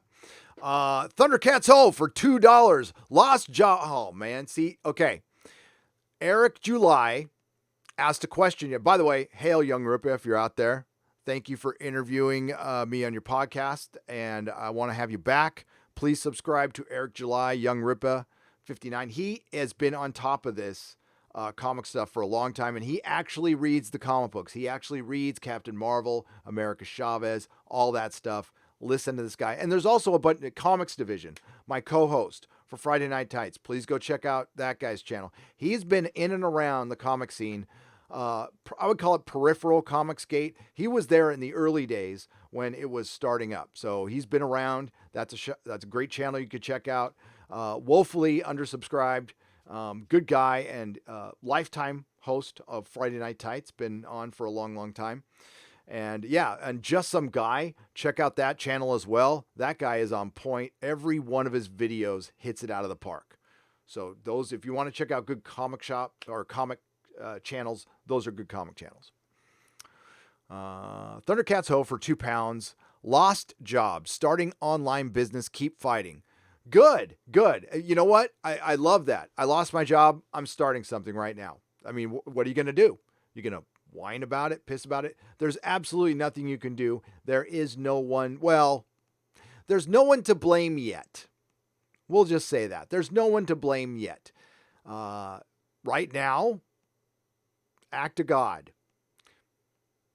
Something we might discuss later. Most definitely on the Exozone, but not here. But in the meantime, there's nothing you can do about it. There's no one to blame. We just got to make the best of it. And some of us have been screwed by life. Life tends to do that. You know, I was talking about this to Mrs. Nerdrotic yesterday. You know, when I was when I was struggling with my addiction, and every day was a crisis. Every day was the end of the world. And it was. I could have died that day. I was homeless. I was putting a bunch of poisonous chemicals in my body. I could have died at any time. So every day was a crisis. And now I'm hearing one of two things is happening right now, because I am concerned about my fellow alcoholics and addicts out there. There's a lot of relapsing going on. There's probably a lot of people, a lot of homeless people who are on heroin. There's probably a lot of people kicking right now. I know the supply chain has been cut, so there is most definitely a lot of people kicking. But there's also people rising up. And because we've been through crises before. I've been through something a lot worse than this. Now, I'm not saying this isn't bad. I'm not minimizing it at all. And it doesn't mean shit. It just means I've been through something worse so far. It could get worse, though. Okay, it could get worse. We're still early. So, yeah, if you're seeing this in the future, please don't judge me too harshly. All about, but I hope you are all doing well. I hope you are all safe. I'm sorry to all the people who have lost work. So Young Ripa, swinging back to that, put out a tweet yesterday, and he asked, how many people do you know are you know what, or have lost their job? I can't even say what it is. And more people responded with lost their job, furloughed or laid off. I don't know what the difference is, fired or laid off. Hopefully most of you are furloughed and you're going to just come back. Hopefully they just hit that pause button. Okay, all out of bubblegum. I promised to clean up the Gelogia room today, so will you have to go along with me and help? All out of bubblegum for $5. No, I'm going to trust you on that one. I'm going to have to trust you on that one. You got to clean up the pea corner. You got to do it yourself, but not going to hold your hand all out of bubblegum. I'm not going to treat you like a Marvel employee. John Zeller for $10. Love the Orville. Keep up the great work. You are the best. You have a great attitude of gratitude. Easy does it, my friend. Easy does it. One day at a time, brother. Yes. It's strange times we're living in, but I'm also, I have the best wife a guy could ask for. I know it sounds like I own her or anything, but actually she probably owns me. Two great kids, and we're together. We're safe. My moms are okay. They're elderly. They're in risk. Everybody's okay so far. I know some of you have had very bad things happen. My heart goes out to you. And I'm just going to try to keep your mind off it and keep you smiling a little bit, because I know it's not great for everybody. And I don't mean to sound like, oh, it's great for me. F you. No. I'm just practicing my gratitude. This is a very serious time. It is. And, I can't really talk about it because I'd be the worst person to listen to on the subject. So I'll just try to keep your mind off and talk about the stuff I know somewhat. Although if you ask some people, I don't know shit about comics or Star Wars or Star Trek or Doctor Who. And yeah, you're right. Galaxy Quest is now more Star Trek than Star Trek. Commander Taggart is the leader we all need. Never give up. Never surrender. I forgot Galaxy Quest. Shame on me, Kyle. Yes, Commander Taggart is better than Picard. Everybody's better Picard now. I'm so disappointed in Patrick Stewart. Yes, Patrick Stewart. I'm not even calling him sir anymore. Not calling him sir. This was a massive, colossal vanity project for both Kurtzman and Stewart. Okay, and Star Trek is a vanity project for Alex Kurtzman. That's all it is. He just wants to say he runs a franchise. And this is the problem with all of our entertainment. It's filled with tourists, posers, people passing through, wanting to go do something else. It's not even the thing they're best at. And what Hollywood is finding out now is something fans have always known. If you want to make it in comics, if you want to make it in science fiction, if you want to make it in horror, that better be the thing you're best at. It's not your passing fancy, something you do on the side. You can count on one hand the number of people on this planet that can write a great horror story on the side. It's possible, but it's rare. It's like finding a unicorn. It's like a Brie Larson smile. No, I'm just kidding. She smiles. Just not in Captain Marvel. Nerdy Nazgul. What is up? The Nazgul. For £2, Gary, you would always get a warm welcome in Mordor. I would. I hope so. I mean, it's warm there. The very air you breathe is a poisonous gas. Not with 10,000 men. It is folly. One does not simply write an episode of Star Trek. TC the Mandalorian for £5. Local comic shop at night, also a brothel. Owner is a pimp. Owner is a pimp who don't discount no matter how many issue time you purchase. Respects the customers though. Hey, that is thinking out of the box. That's thinking with the box and outside of the box. If that was a true story, that'd be funny. I would make a movie on that. By the way, I want a big shout out. Hang on. I just got distracted. I forgot to get that. We're going to talk about those tweets, right? So let's talk about those tweets. But a big shout out to Chris Gore. Chris Gore. Just want to shout out to you. Hurin the Steadfast for 2 Canadian pesos. Yes, more Lord of the Rings. Okay, I will do more Lord of the Rings stuff. Sure. We could talk about it whenever. We could talk about lore. I mean, I know not everybody's going to want to talk about that, but that'll be the chill stream stuff. It'll be Lord of the Rings. Let's do it. Gandalf is my favorite character ever. So there you go. DC shut off comments on Gotham High. Yes, they shut off the comments on Gotham High. So do you think they'll still produce the book? Because that would tell me that maybe I shouldn't produce the book. Now, I was told yesterday that HBO Max has greenlit a live action DC high school movie. Have you guys heard that? I have not heard that, but that was from one of my insiders. Now, I don't know if that's public knowledge or not. I hope it's not based on this. Now, again, grain of salt. This is a private message I received last night because this person is in another country. I received it at 2 a.m. But yeah, so I don't know if that's true or not. That would be awful, but then it would be funny to do videos on. It would. I'll admit. I would pick that low-hanging fruit for sure. Oh, Gary, what will your chance... Hang on just a second. Wow, that just dropped massively. Why? Did I say something wrong?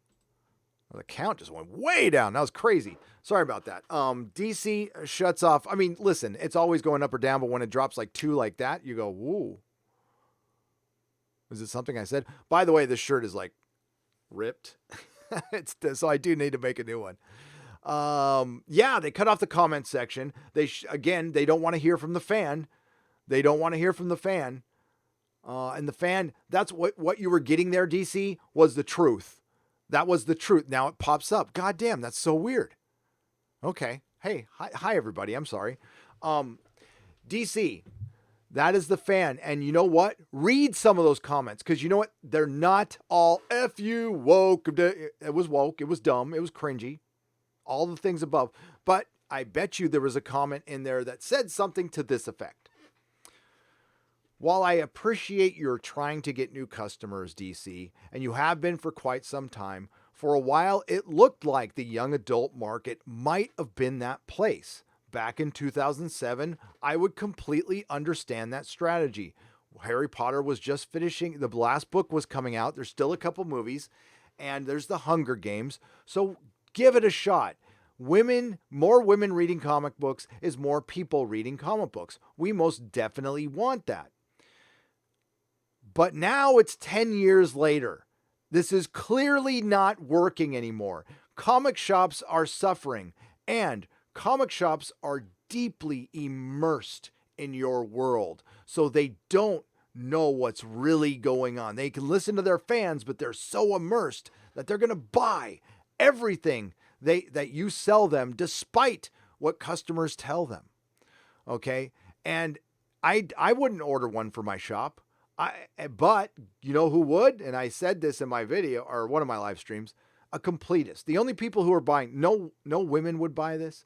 Maybe a guy who's never bought a comic book before, who's coming in for a last minute gift for his niece, would pick it up quick without knowing what the hell's going on. That's not enough. You shouldn't publish stuff based on that. And the only sales you would make would be Batman completists. And listen, I was one of those people, guilty as charged. If it had Spider-Man in it, and it could have been trans space dog Spider-Man, I would have bought it because it said Spider-Man. I had to own everything Spider-Man. A Batman fan would probably buy it because it had Bruce Wayne's name in it. He wouldn't read it, or she wouldn't read it, but they would have it as part of their complete Batman collection. And yes, they exist. Completists. God bless them. I'm kind of one. I broke myself of it, but I still do it a little bit. A lot. Not as much as before. But you know what I'm saying. If you listened, go through that comment section and read it. And you might read something that you need to hear. But no, we're just going to shut it down. I'm afraid, Afraid of what? Some words on the internet? Who cares? I'm going to read Rich Johnston's response to my tweet live. I haven't even scanned it. I have no idea what it says. He could rip me in a proper fashion that I have no response for. I have no idea. I don't care. I'm going to read it. Honestly, I didn't expect him to respond. I mean, who am I? I am just a former comic shop owner. I'm a nobody. That was the bummer part. I'll have to admit, when I sold the shop, I wasn't a comics pro anymore. I wasn't part of that industry, and a lot of my identity was wrapped up into that, and I had to break that because it's not a good thing to have your identity wrapped up in. You can be an individual who owns a comic store, or a dad that happens to own a comic store, but not a comic store owner. That's my entire identity. That's my entire life. And it was, and that's not good. It wasn't healthy. Prepper Chris for $2. Oh, Gary, what will your chan now that faves are gone? What will my channel do now that the favorites are gone? Oh, I will find something to talk about. Prepper Chris, if you go look through the history of my channel, I kind of weave and bob and flow through pop culture. And that's the thing, is I don't have a singular overall. I have a favorite.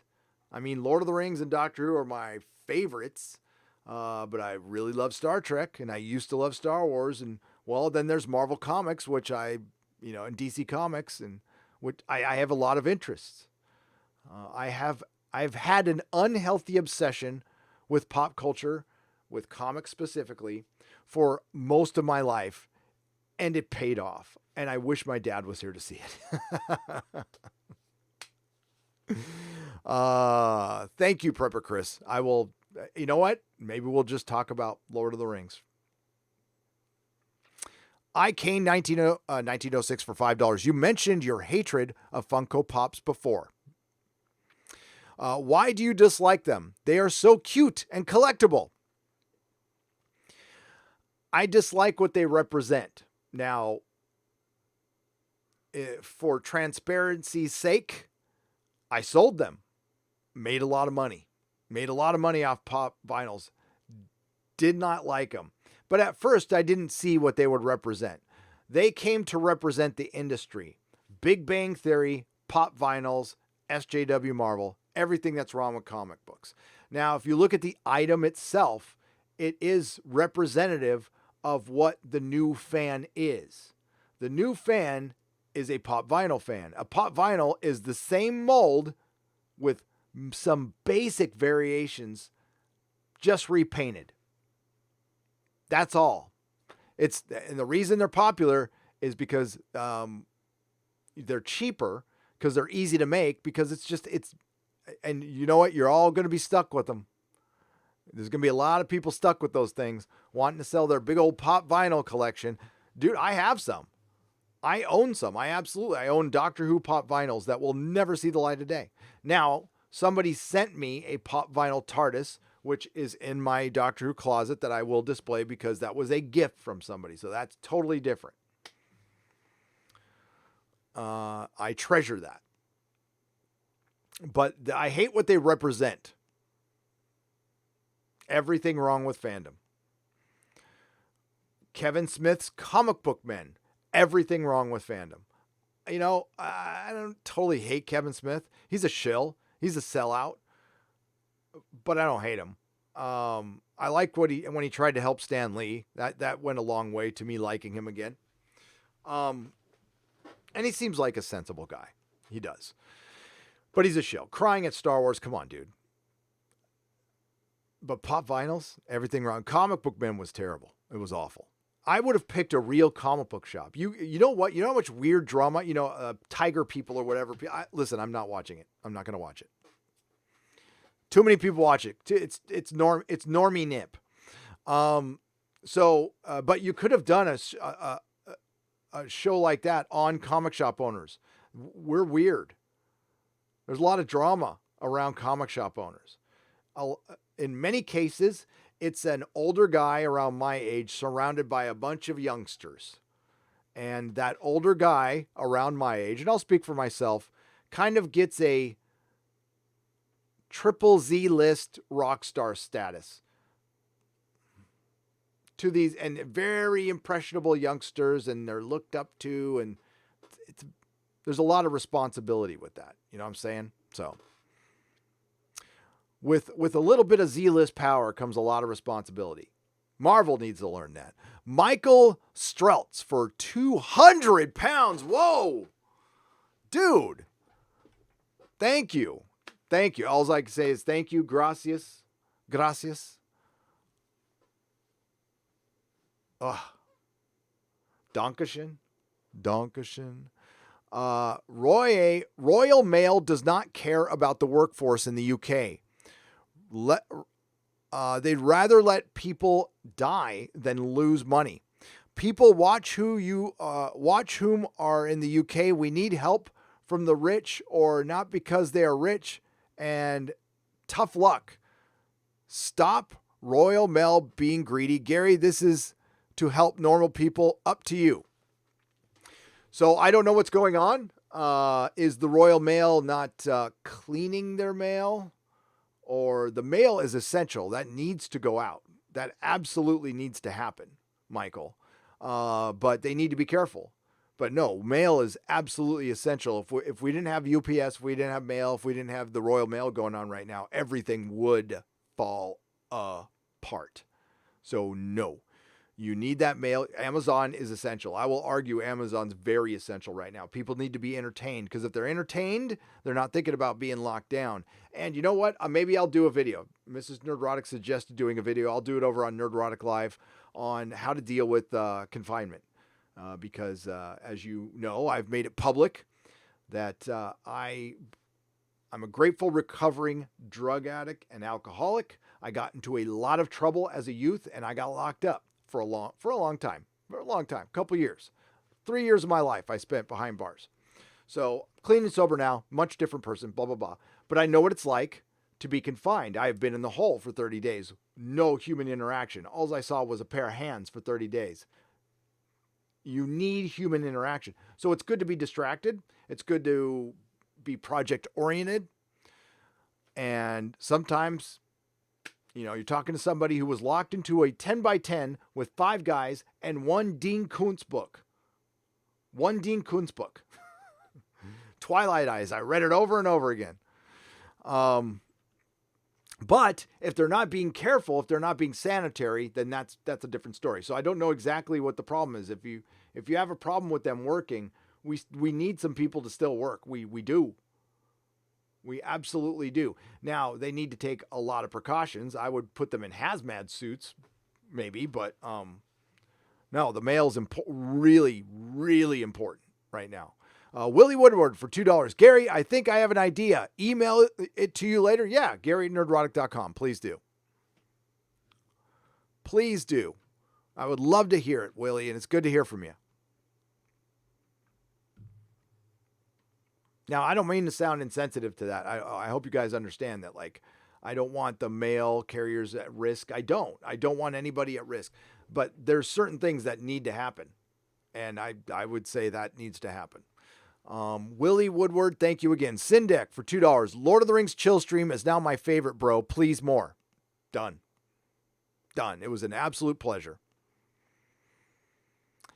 And it's on Nerdrotic Live, and there was nothing planned. I just put up Lord of the Rings is better than Star Wars, changed my mind. I didn't even mean it to troll. I mean, it's better. It's clearly better. You're never going to change my mind. Star Wars, was still great. The original trilogy still sent me on my nerd path. Absolutely did. And hail George Lucas. And release the Snyder Cut. Japla821 for $5. Stories tried to carry Games Workshop stuff to drop Games Worth before they close. Too pricey, and working with GW from what store owners... Okay, Games Workshop. All right. Too pricey, and working with Games Workshop from what store owners me say it's pretty bad. Oh, so, okay. Sorry, the wording on that was a little rough. I understand. I just wanted to make sure I interpreted that well. So working with Games Workshop sounds like it's as difficult as working with Marvel. Yeah, a lot of companies are. I believe it. I am not too familiar with working with Games Workshop, though. I have no opinion on that. But if it's anything like working with Marvel, yeah, an aloof organization that's never given a fuck. Ever. about the comic shops. And that was before Disney bought them. And I thought I was dumb. Dumb, naive, freaking dumbass me. Thought when Disney bought them, I'm all, dude, maybe they'll be different. No, they were worse. It was worse. And I am trying. I have a hard drive. I have actually 3 hard drives that I dropped that have all my old podcasts on them from the comic shop days. And I'm going to, once I can get to a place where I can get that hard drive working or extract the information, I will put on my website the podcast I did with my employees and my manager the day Disney bought Marvel. And you want to talk about Nerdstradamus. Everything that's going down right now, we talked about. Now, it's kind of a mess. It's 9 people talking over each other, so I'll do my best with the audio. But yeah, we did an emergency podcast at the shop that day. And the podcast used to be called We Have Issues, and you can't find it anymore because it used to be on podcast.com, which went under. Peter Ford for $4.99. If you opened a geek store and stocked Eagle Moss models regularly, just #take my money. I would. I love Eagle Moss. Absolutely adore Eagle Moss. You bet. As a matter of fact, I've got my Viper. I went to the Star Trek convention. This is badass. And I've got more up on the ceiling. I've got a Battlestar Galactica on the ceiling. So I went to a Star Trek convention and bought Battlestar Galactica stuff. Peter, I will sell it. I like Eagle, and they're nice. They're very nice people. I'm sorry they are forced to, make Star Trek Discovery garbage, but hey, you got to pay the bills. I understand it. I wouldn't buy it, but I'll buy all their other Star Trek stuff. Season 11 made me not watch season 12. Variable 556 for $2 for Doctor Who. Yes, and that was a smart decision because season 11 was bad. Season 12 wasn't as, I would say. No, it was even more woke. Because it did damage to the lore. They went back in history for Jodie Whittaker, for a female doctor, for agenda, for woke-ass feminist partisan politics. They undid 50 years of effing canon, and yes, to this day, I am still enraged about that. F you, Chris Chibnall. Elton John, I love that, for £2. Who remembers Jamaican Doctor Who from The Real McCoy? Oh, I don't. Elton John. I'll have to look at that. Zero, maybe it'll, I don't know, spark my memory, but I don't. But there are things I don't remember that I've experienced. Like, for example, our good friend Geeky Candy, who was, you know what? She's not, she doesn't partake in the chats as much as she used to because she's running her own channel now, but she used to be in the chat quite a bit. She's got a wrench. She started her own channel. She guest starred on Friday Night Tights a couple of weeks ago. And apparently somebody had a problem with the conversation we had on Friday Night Tights that I, to this day, do not remember having this conversation. I was there. I saw the video and I'm like, was I spacing out during this time? Was I doing something else? Or maybe it was all the drugs I did in the 80s. I'm guessing it's answer C, or maybe it's just D, all the above. And so somebody did a live stream on her, calling her an ist for a couple hours because she used the term African American. When describing somebody, which is something I would do. If you don't know the person's name and you're trying to be specific, it's nothing. Oh man, I can hear it now. Well, that could be unconscious ists or isms and whatever. No, we were talking about a person. You're live. A million things are going through your head, and you're just trying to get to your punchline. Usually, tell your story. But somebody stretched a whole live stream out of it. Now, I don't know if it was an April Fool's or not. It was a bad one if it was. But shit happens on YouTube. But we love Candace, and she will be back. And she's not an ist or a phobe, but maybe they have a problem with women. Zero durability for Canadian $2, as is hilariously serious. And he is seriously hilarious. Did I say durability? Zero durability. Zero duality. Zero durability. What the fuck? See, it's hard to pay attention. And I guess they were mad at her for not Googling it. And the best part about it is they got mad at her, right? For just describing somebody as African American. And then in the same sentence, the lady who I don't know, nobody knows what ladies, we don't know the person's name that Candace was talking about. But when the host started talking about that person, they called her the black woman. And their whole argument was you could have Googled her name instead of describing her like that. Also, within that sentence, they were on my channel, watching my channel, they called us a bunch of white guys. I love the internet. I really do. And you know what? That's Candace has arrived. She has arrived. Crazy Cat Guy. Thank you for the rainbow unicorn for $1.49. I appreciate the phallic symbol. Just saying. Oh, just saying. What's up, man? Just saying was the guy that Dana Schwartz had a little tiff with that made it into Bounding into Comics. So you a star, man. Have you ever talked to EVS and the CG guys about putting out exclusives from your shop? That would be exciting to have West Coast exclusives. I have brought it up in live streams before, just saying that as a giant, if I was a shop owner right now, as a giant middle finger, I would absolutely carry all those books out of spite. Out of spite. Now, is that good business sense? It wouldn't hurt me to carry a few here. The thing is, it's better for them to just sell their books direct because they'd have to give me a discount. And why would they do that when they sell out? Now, if we wanted to talk, what you're bringing up is a good idea. If you're talking about maybe having a low print run on cheaper paper of some exclusives, certainly, absolutely, I would sell those. Yes, 100%. And I've talked about that. I talked about it a couple of years ago when I had no subs. I would absolutely do that. I'm the kind of person, you tell me, when I see people getting picked on and I see groupthink that I generally think is poisonous, I tend to be that middle finger. I like it. I find that entertaining. And I also, I feel that a lot of them have been wronged. A lot of them have been wronged. They have been blackballed because they have some political beliefs. And we're talking some political beliefs, not even all. And they have been called the worst things possible. And I have been called the worst things possible. I have witnessed what they have gone through. I have been around the CG. I did not partake in it. I don't use the hashtag. I don't make a comic. It's evolved from being a consumer movement to being kind of an indie publisher movement. I don't have a problem with that at all. Never did.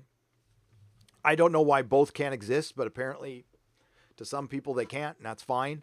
I don't get involved in drama or anything, but I have been around. I was in England Team's live streams. Like I said before, Comics Division has been there since day one. I was watching Doug Ernst. I have been a subscriber to Zach since he had 16,000 subs, maybe less. I've super chatted Zach. I think he might have been my first super chat to give to somebody when he used to do live streams. When he put his phone on his crotch, or he'd have a shot of his crotch. Yeah, I remember those days, and I've been around, and they put up with a lot of shit. And what Jim Jeffries did to Zach at Comic-Con. I saw it all. I know what's going on. I know exactly what's going on. Things got ugly. It got flat out ugly. There were threats of violence. Doxing. And that's what I mentioned in my video. Just to be clear, Joe Quesada wished a very famous troll a happy birthday. This very famous troll has doxed people. And that very famous troll is a provocateur. I mean, that's their job. And an early contributor to the CG scene, Susan Auger, she used to work for me. So for like a minute. That's a story for another day. Diversity in Comics Bear for $4.99. Someone said that more women want to watch the last Rambo movie than the Charlie's Angels. Even the SJW's target audience rejects that stuff. That was Andre from Midnight's Edge, who found double check his information, but I heard that from Andre at Midnight's Edge, and I don't doubt that guy. That apparently Rambo had a larger female audience than Charlie's Angels, just like Aquaman had a larger female audience than Captain Marvel. Why do you think that is? How do you feel about Western comics? I'm writing one now, and an old friend who does comics is going to draw it. I love him, Kevin Leister, for $5. It's a niche, but I dig him. I'd read it, but it's not for everybody. But it's cool. Just Saying is a member. Welcome, Just Saying. And good job taking on Dana Schwartz again. Thank you, and welcome, my friend. Oh, by the way, yes, so back to EVS. I spoke with EVS. EVS reached out to me a couple days ago, and again, apologies. I don't check my Twitter DMs every day. Because sometimes I hate Twitter. I freaking hate Twitter. That's why I've been putting off going into Rich Johnson. We're going to end with the Rich Johnson response. Okay. And I don't like it. So I didn't see his message, but we talked, and I think he's going to be on Friday Night Tights a week from tomorrow. Now, tomorrow we got the Critical Drinker and Az. Az is coming back. So we got Odin, Comics Division, Jeremy as Critical Drinker, yours truly. It's going to be a hell of a show. Tune in. Scratch that. It's earlier tomorrow, okay? Because of we don't want to keep Drinker and Az up too late. So for the UK listeners, it's 10 p.m. in the UK. It's 2 p.m. Pacific time. 2 p.m. Pacific time. We will be live for Friday Night Tights. And then it'll go back to 5. After that. Kevin Lassiter, thank you for becoming a member at the proto-molecule level. I appreciate it. James, I want to say your name correctly. So Nelpka, James Nelpka, welcome to the proto-molecule level. I appreciate it. There will be a members only live stream later today. Some people argue that storyboarding is bad in comic book movies, but I look at the success of anime as proof it works. Anime is almost a page-to-screen adaptation, and the community is only growing. No, anime and manga are exploding, and they are going to be the victors in all this. Crofu for $10. You are right. And when I open a store, I will carry it. I didn't carry manga before because I didn't know much about it. I am learning about it now, and I will carry it, especially here in San Francisco. It makes a lot of sense to carry it. And it's the future. Now, I prefer not Western, but like American comics. That's what I prefer. I prefer that type of art. But the storytelling in manga is what I've read so far. It's pretty damn good. All Out of Bubblegum for $5. The Gelogia room is now done. Thanks for the help, Gary. Hey, you're welcome, man. Anytime I can help. And thank you for the $5. And thank you for cleaning the Gelogia room. J Hando 4 for $5. It goes without saying, but one way to save Doctor Who, 86 Chibnall, Whitaker, and the PC crowd, keep those who genuinely want to make good Doctor Who. I would recommend, as showrunner, Nicholas Briggs.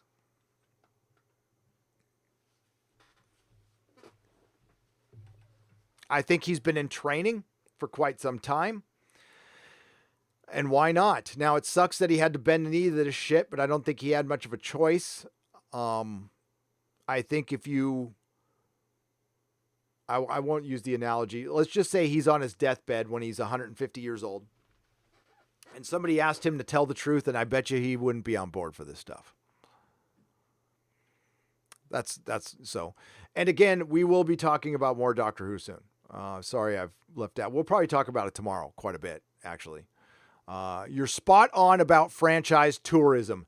Narcissistic ego tourists who only want to flex and preach, not giving a toss about the product. Darth Sweeney, 5 pounds. You're right. You guys are right. So many of you, we've all been saying that. And you're correct. They just fly through as a stepping stone, don't give a fuck, leave it in ashes when they leave. And while they were there, and listen, a lot of us have been offering what is called constructive criticism. You're a bunch of sensitive little Nellies. That's what you are. You're a bunch of wusses. You're thin skinned. How did you get to Hollywood and then you're so thin skinned? How did you become a comic book writer and artist when you're so thin skinned? Man, good luck coming on over here, because some of y'all are trying to come over to this platform. Man, don't read your comment section. It'll ruin your life if you're thin skinned. And that is the toughest thing that I find. I mean, listen, there's people who've been YouTubing for years on this platform and have it completely figured out and 1 million subscribers, and I doubt I'll ever get to that, and that's fine. But what I've learned is you do not take your comment section to heart, and you do not let anything go to your head. That's it. Just look at it as you want to read it, you want to listen, but don't let it sink in too much. It's just words. That's all.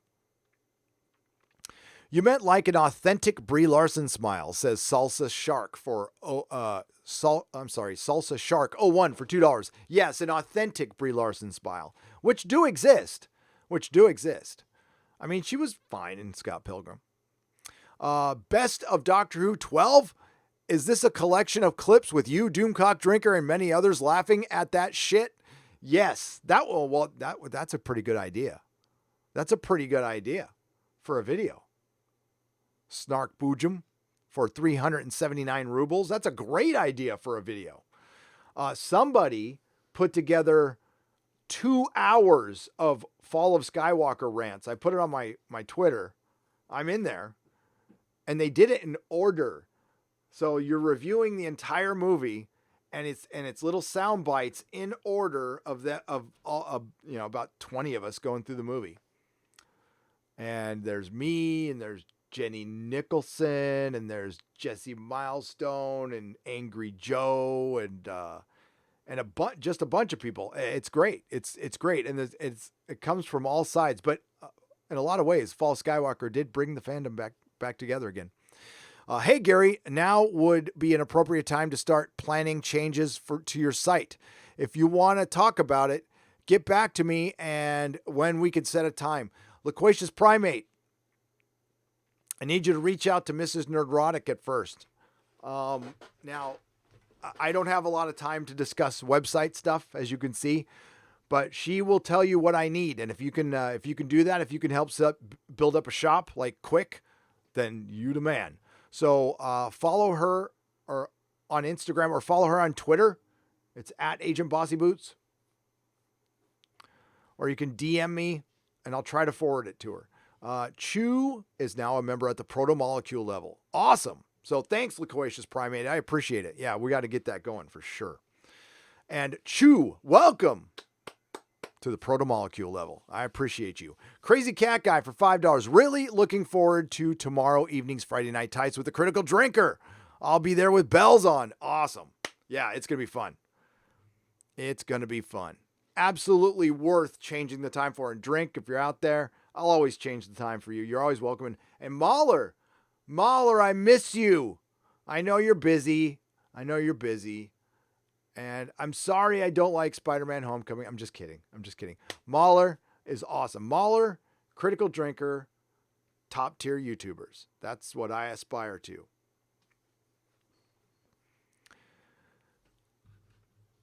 Check out Mahler's latest video. It's an April Fool's, and it's freaking hilarious. It's hilarious. Oh, shit. I thought it was... Man, that jumped on me. Thank you, Crazy Cat Guy. Son of a Wolf for $2. Hail, Gary. Hope you and yours are staying safe. Right back at you, son of a wolf. Mrs. Nerdrotic is doing fine. Nerdrotic Jr. is gaming. He's doing great. Nerdrotic the Tall is still taking his online course, so it's full steam ahead, but our salon is closed. And Mrs. Nerdrotic Salon. It's only R in like the eyes of the state. I've got nothing to do with it. And if that goes on too long, that'll be a problem. But right now it's fine. Now I mean like 6 months and stuff like that. But it's not optimal, but we're doing okay. I mean, thank God for YouTube. But YouTube is not supposed to, pay bills. It's a temporary. I mean, I'm having fun. This platform can get pulled out from under me tomorrow. I don't know. So yeah, so Loquacious Primate is right. This is a good time to let you know I got a BitChute. I've got a Facebook group. I got a Facebook page, and I have a website. So if you just search on Facebook, search Nerdrotic, you'll find them. Nerdrotic.com is my website. If anything happens, that's where everything goes. And I've got a BitChute, and I've got a Patreon too. And there's a very affordable dollar level where you get a bunch of live streams for the week. It's like half hour. It's like real person. I'm usually setting up a live stream where I'm just like talking about life, but that's exclusive to you. Some nobody, life is risk. Freedom requires grit and accepting risk. Yes. And can I add to that? Some nobody, because that's brilliant. Anticipating risk. Freedom requires a little of paranoia that somebody's always going to come and take it away. And the government running everything is not a good thing. The only people that were slower than the government on all of this, and listen, I'm not criticizing the man in charge. I'm not.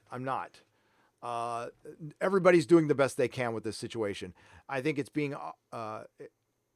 people are being opportunistic. There's no human could be prepared for this shit. But the only people who were slower than the government were Diamond Comics and Marvel and DC. Just wanted to say that.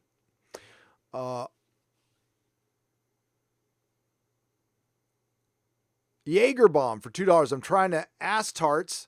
Past 5 is about to premiere at 2 p.m. Ass tarts, part 5 of what? Part 5 of what, Jaeger Bomb? I am so confused what that is supposed to be. Let me know in the chat. Was that a misspelling? Because it says ass tarts. Astartes? I don't know what that's supposed to say. Axonar? I don't know. Alpha Omega Records for 20 pounds. Check out this guy who happens to be being interviewed by a close friend here in London. Love to you, Gary. Your work is amazing. From an alphabet person who hates the pandering. Alpha Omega Records. That's awesome. I will check that out after the show. I can't check out YouTube. Thank you for the super chat, and thank you for the $20. I will most definitely check it out, but I can't check it out during the show. I can't check out YouTube channels during the show. It's too risky. But I promise I will do it after the show. And if it's good, I will put it in the next show, okay? Leela Ross for Australian $2. Keep it up. These people ruined my entertainment. They did. They ruined our entertainment, Leela, and we will not forget it. And no, we don't want peace or all of... Oh, you want peace now. So when everything was fine, you were running around fucking up all our entertainment, giving us the middle finger. But now when shit's getting real and your job is on the line, oh, you want peace now. That's not disingenuous at fucking all. Zero duality. Durability. What the fuck, man? He says, I know, sorry. For Canadian $2. My bad. Zero duality. Jedi Bill 797 for $1.99. Can we, the fans, save all of pop culture? Yes, we are. We are saving pop culture. One day at a time, we are doing it. And, it's strange. It's strange that largely the people who are trying to stop it are the ones we want to give money to. We want to keep giving you money. We just want you to shut up. That's all.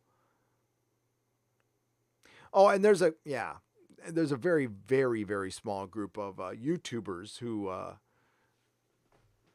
couldn't find success and try to be an obstacle as well. But it doesn't work, unfortunately, because you can't make a platform on that. This is based on love. I love comics. I love Doctor Who. I love Star Trek. I love Star Wars. And so do you. You care enough to talk about it. If we didn't love it, we just go, fuck it. Fine. Go burn. Who cares? And there will be a point that happens. I believe Doctor Who has arrived at that point. I believe all that you're left with, Doctor Who, is the fandom that doesn't buy anything. Is the fandom that just wants to watch your show and tweet about it and probably not watch the entire show. Is the fandom that doesn't buy any of your merchandise. It's the fandom who likes your show because of the message and not because of the entertainment. That's not a fan that's ever going to last. Adam Wolford for $5. Hey, remember in 300 years, Vlad Epstein didn't delete himself, but Jeff Epstein also didn't delete himself. Yes, Adam, you're right. What comes around, or no, what has happened before will happen again. Orange Muse Meyer is a member at the Geloja level. Welcome. Thank you. Leela Ross, Australian $5. I am transgender. These people are making it impossible for me. Why would anyone take me seriously when this is the media representative or representing us? Sorry to mess that up, Leela. Leela, they are using you. And you know that. And I talk to people in the alphabet community who are quite aware, we just heard from them, who are quite aware that you are being used. Just like Alex Kurtzman is using Star Trek, just so he can, for vanity. You are being used as vanity projects, as what Zach calls a purse puppy, and that dehumanizes you even more. Because once it's not in vogue anymore, Leela, you know they will move on from you. You do remember in the late 80s and early 90s, it was very chic to be clean and sober, to be part of a 12-step program. Remember Aerosmith and Roseanne and Tom Arnold were all very public about being in the 12-step program. So was Carrie Fisher. And they would get on Oprah and talk about their 12 steps. And look at all of them now. It was just a trend to them. It's life for us. That's a life decision for you. By the way, you're always welcome here. My belief is you do you. Don't tell me what to do, and that's fine. If you ask me nicely to refer to you a certain way, I most definitely will, for sure. And thank you for being here, and thank you for being brave enough to speak up, because they like to pretend you don't exist, Leela. Not unless you're lock, stock, and barrel with them. You just want to enjoy your entertainment, probably because you're secure in your decision. A lot of them aren't, Leela. So stay strong, be safe, and welcome. Sarah B. for $5. Hail, Gary Nerdrotic family. Thanks for your encouragement, strength, and hope during the thing that shall not be named. And you're right, gratitude is essential. 18 years for me, one day at a time. Ooh, 18 years, Sarah B. That is brilliant. That is epic. Yeah, I had 18 years when I relapsed. No, 17. Yeah, I was 18. It's a murky period there. Yeah, I had many years. Many years. I am going on, I just had my, sixth year sober. So one day at a time, Sarah, congratulations. Sonic Spaz he's a member at the Geloja level. Look at all the members, 12 members today. That is brilliant. Thank you. God, I got to give you guys a show later. I got to rest my voice. But I think I might be, Doomcock and I talked about doing an Inquisition, and I didn't check back with him, and that was my fault. We might do another Inquisition tonight, so there might be another live stream tonight. It's 2:30. Yeah, I bet you we could do one tonight if he's game. By the way, hail Doomcock. Please subscribe to Doomcock, one of my BFFs on the internet, although I have no idea who he is, and I'm not lying. But we talk all the time, and I hope he's doing well. Go check out his videos. Also, let him know if you're getting notifications from him or not, because I'm not. Something's really buggy is going on with certain channels. So please support him. Hail Gary, welcome to my IST list, my favorite IST YouTuber list. Thanks for keeping up with great content. Ashley Harmon, thank you so much. Thank you for the $5. I appreciate you. I'm having fun. This isn't the most fun time. I'm trying to make the best of it. I hope I'm entertaining you. I'll have to admit it's not that tough. I didn't go out very much. I was doing YouTube a lot, but I missed the gym. But I know some people miss their jobs right now. And I'm just trying to keep your mind off that. And yeah, keep me posted. Drop me emails. I'll try to answer as many as I can. But just let me know how you're doing. Make sure you're okay, and reach out to somebody and talk. If the anxiety starts coming in, find a friend. Don't isolation is so bad. Yeah, Sarah will know that. It can be bad. We need to interact. That's why live streaming is a godsend. That's why this is essential. That's why YouTube should be doing everything it can to make sure this thing is running smoothly. Because right now, I would say it's the most important platform on the planet. I don't think I'm going out on a limb saying that, for a lot of reasons. It's an alternative to the news. Didn't Dana Schwartz say that Merritt was misogynist? Chris Persia, the best wrench from Canada for sure. You represent your country well. I will be voting for you over Justin Trudeau if I have a vote as an American. Thank you for the Canadian $5. She did. Merritt is misogynist.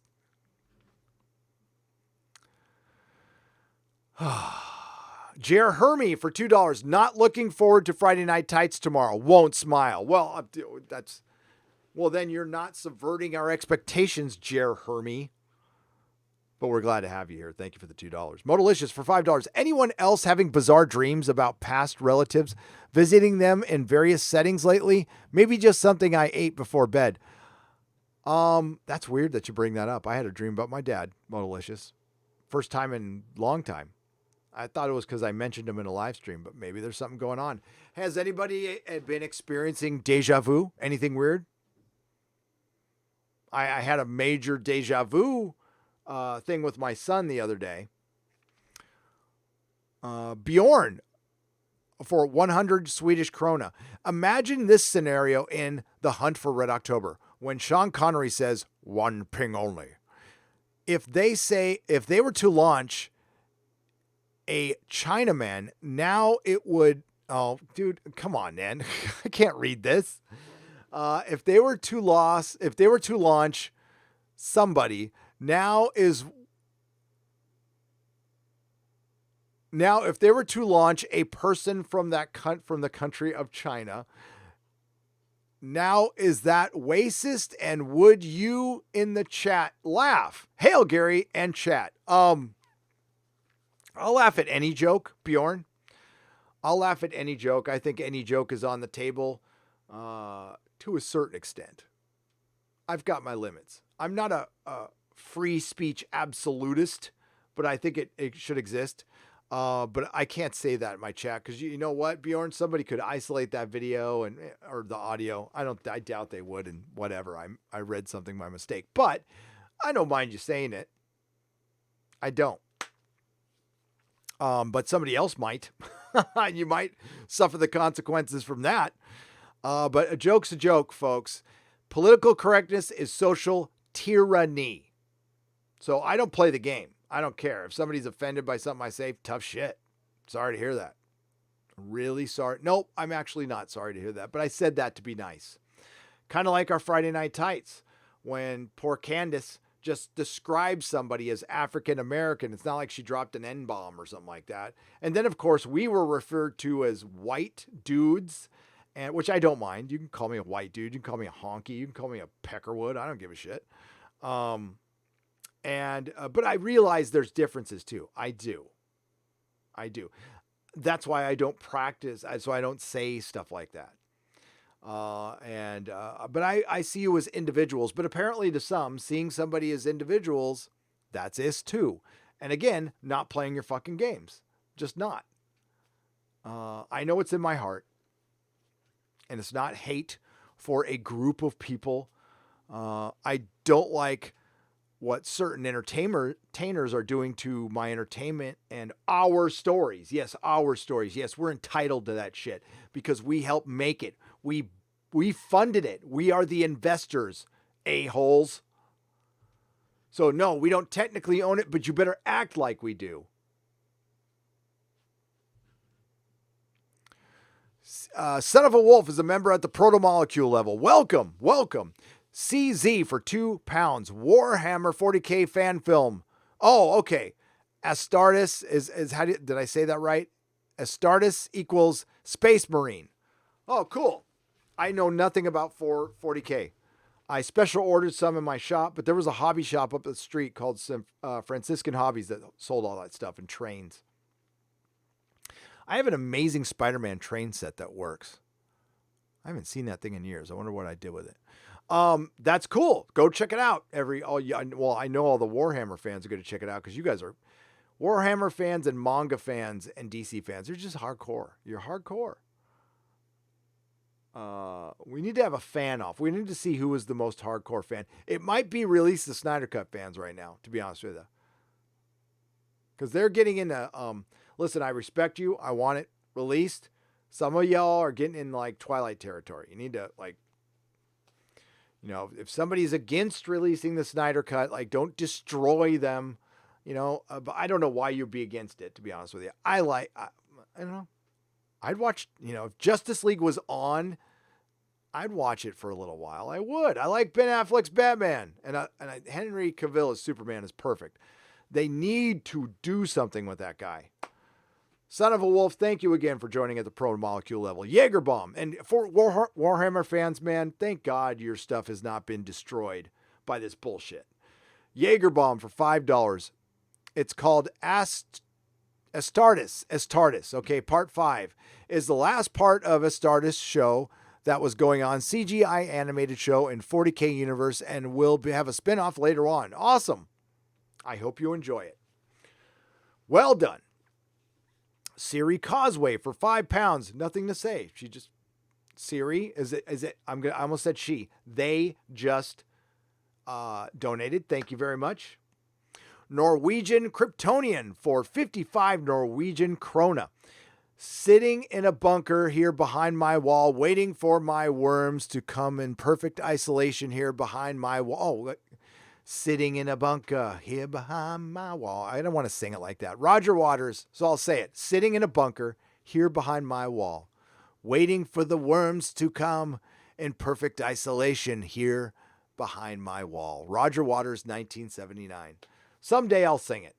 I'm not a singer, though. I'm not Doomcock. I mean, I can sing, but it's it's just best not. Look, I start singing just a little bit, and I lost and they came back. It's been weird today. Gary, to the virtue signaling phonies, you are literally the son of Satan. Keep giving them hell, brother. Thanks for getting online with us each day. Fizenthorpe, thank you. And of course, you're referring to my Son of Satan shirt, which has become too faded to wear. I need to get a new Son of Satan shirt. But yes, one of my favorite comics, and I will be the Son of Satan of those son bitches for destroying our comics, destroying Star Trek, destroying Doctor Who, destroying Star Wars, and they're coming for Lord of the Rings, folks. All right. That's 2 hours, 23 minutes. My voice is struggling, and I'm probably going to be live streaming later, so I'm going to cut it off there. If I missed a super chat, I will read it on Friday Night Tights, okay? I will scan it. I think I missed one yesterday. I will read that on Friday Night Tights as well. Thank you all for being here. I would like to thank my wrenches. Mikey Woods, Mark Lurzeth, According to Christy, Nihilist Shadow, Starry-Eyed Girl. Who else is here? Chris Persia, the best wrench in Canada. I know Az wasn't using his wrench, but he has one. Please subscribe to him. I would like to thank everyone who has super chat. Thank you so much. Bjorn, Flavius Alicanther, Fizenthorpe, Norwegian Kryptonian, Siri Causeway, Jaegerbomb, CZ, Son of the Wolf, thank you for becoming a member, Bjorn, Modalicious, Jer Hermy, Chris Persia, Ashley Harmon, Sonic Spaz, Sarah B, Leela Ross, Orange Muse Meyer, Adam Wolford, Jedi Bill 797, Zero Duality, Alpha Omega Records, Some Nobody, Problem Being, Crazy Cat Guy, Chew, Loquacious Primate, Salsa Shark 01, Snark Boojum, Darth Sweeney, J Hando for All Out of Bubblegum, Crow Fu, James Nalipk, sorry if I screwed that up, Kevin Lassiter, Dr. Crow, Just Saying, Kevin Lassiter, Diversity in Comics Bear, Just Saying, Zero Duality, Heels versus Babyface, Peter Ford, Variable 556, Elton Jong, Japla 821, Sindek, Willie Woodward, Michael Stretz for 200 pounds. Thank you so much. IK 906, Prepper Chris, Hurin the Steadfast. Yes, more Lord of the Rings. Lady Gravemaster, DC shut off comments on Gotham High. Yes. TC the Mandalorian, Nerdy Nazgul, Kyle Gardner, John Zeller, All Out of Bubblegum, Thundercats Ho, TC the Mandalorian, Bargain Shop, Modalicious, Turin Turimbar, Stone Dog 1971, Cracklin, and Scooby D, Problem Being, Joe Flowflix, Bargain Shop, Christopher Arcella, Keith Mayo, Joe W., Jack Bauer, Flower Angel 1070, Dan Piper, Ferdinand Hubman, Huron Steadfast, Marcus Aurelius, Fortunas, Ken Kersey, CM Shazam, and the Doctor 14 Blu-ray reviews. And Cracklin, thank you again for the Viking helmet. Bjorn, sorry, forgot Chinese man was a no-no in America. Did not intend to get you in trouble. Dude, it's okay. No. You guys, make your joke. Bjorn, I appreciate it. You didn't have to give me another 50 Swedish krona. I have to work around YouTube's nonsense. I wish I could say it all. You guys, I mean, like, listen, if you're telling a joke, it's fine. It's fine. If your hurtful comments towards somebody in the chat is not fine, and my mods will take care of that. And spamming, I don't like that. But dude, yeah, you guys are cool. You are always cool with me. Flavius Alicanther for $2. We don't own the IPs, but our pounds make or break it. Damn right. Thank you all, everybody, again. I will see you tomorrow. Not all who wander are lost, and may the wings of liberty never lose a fucking feather.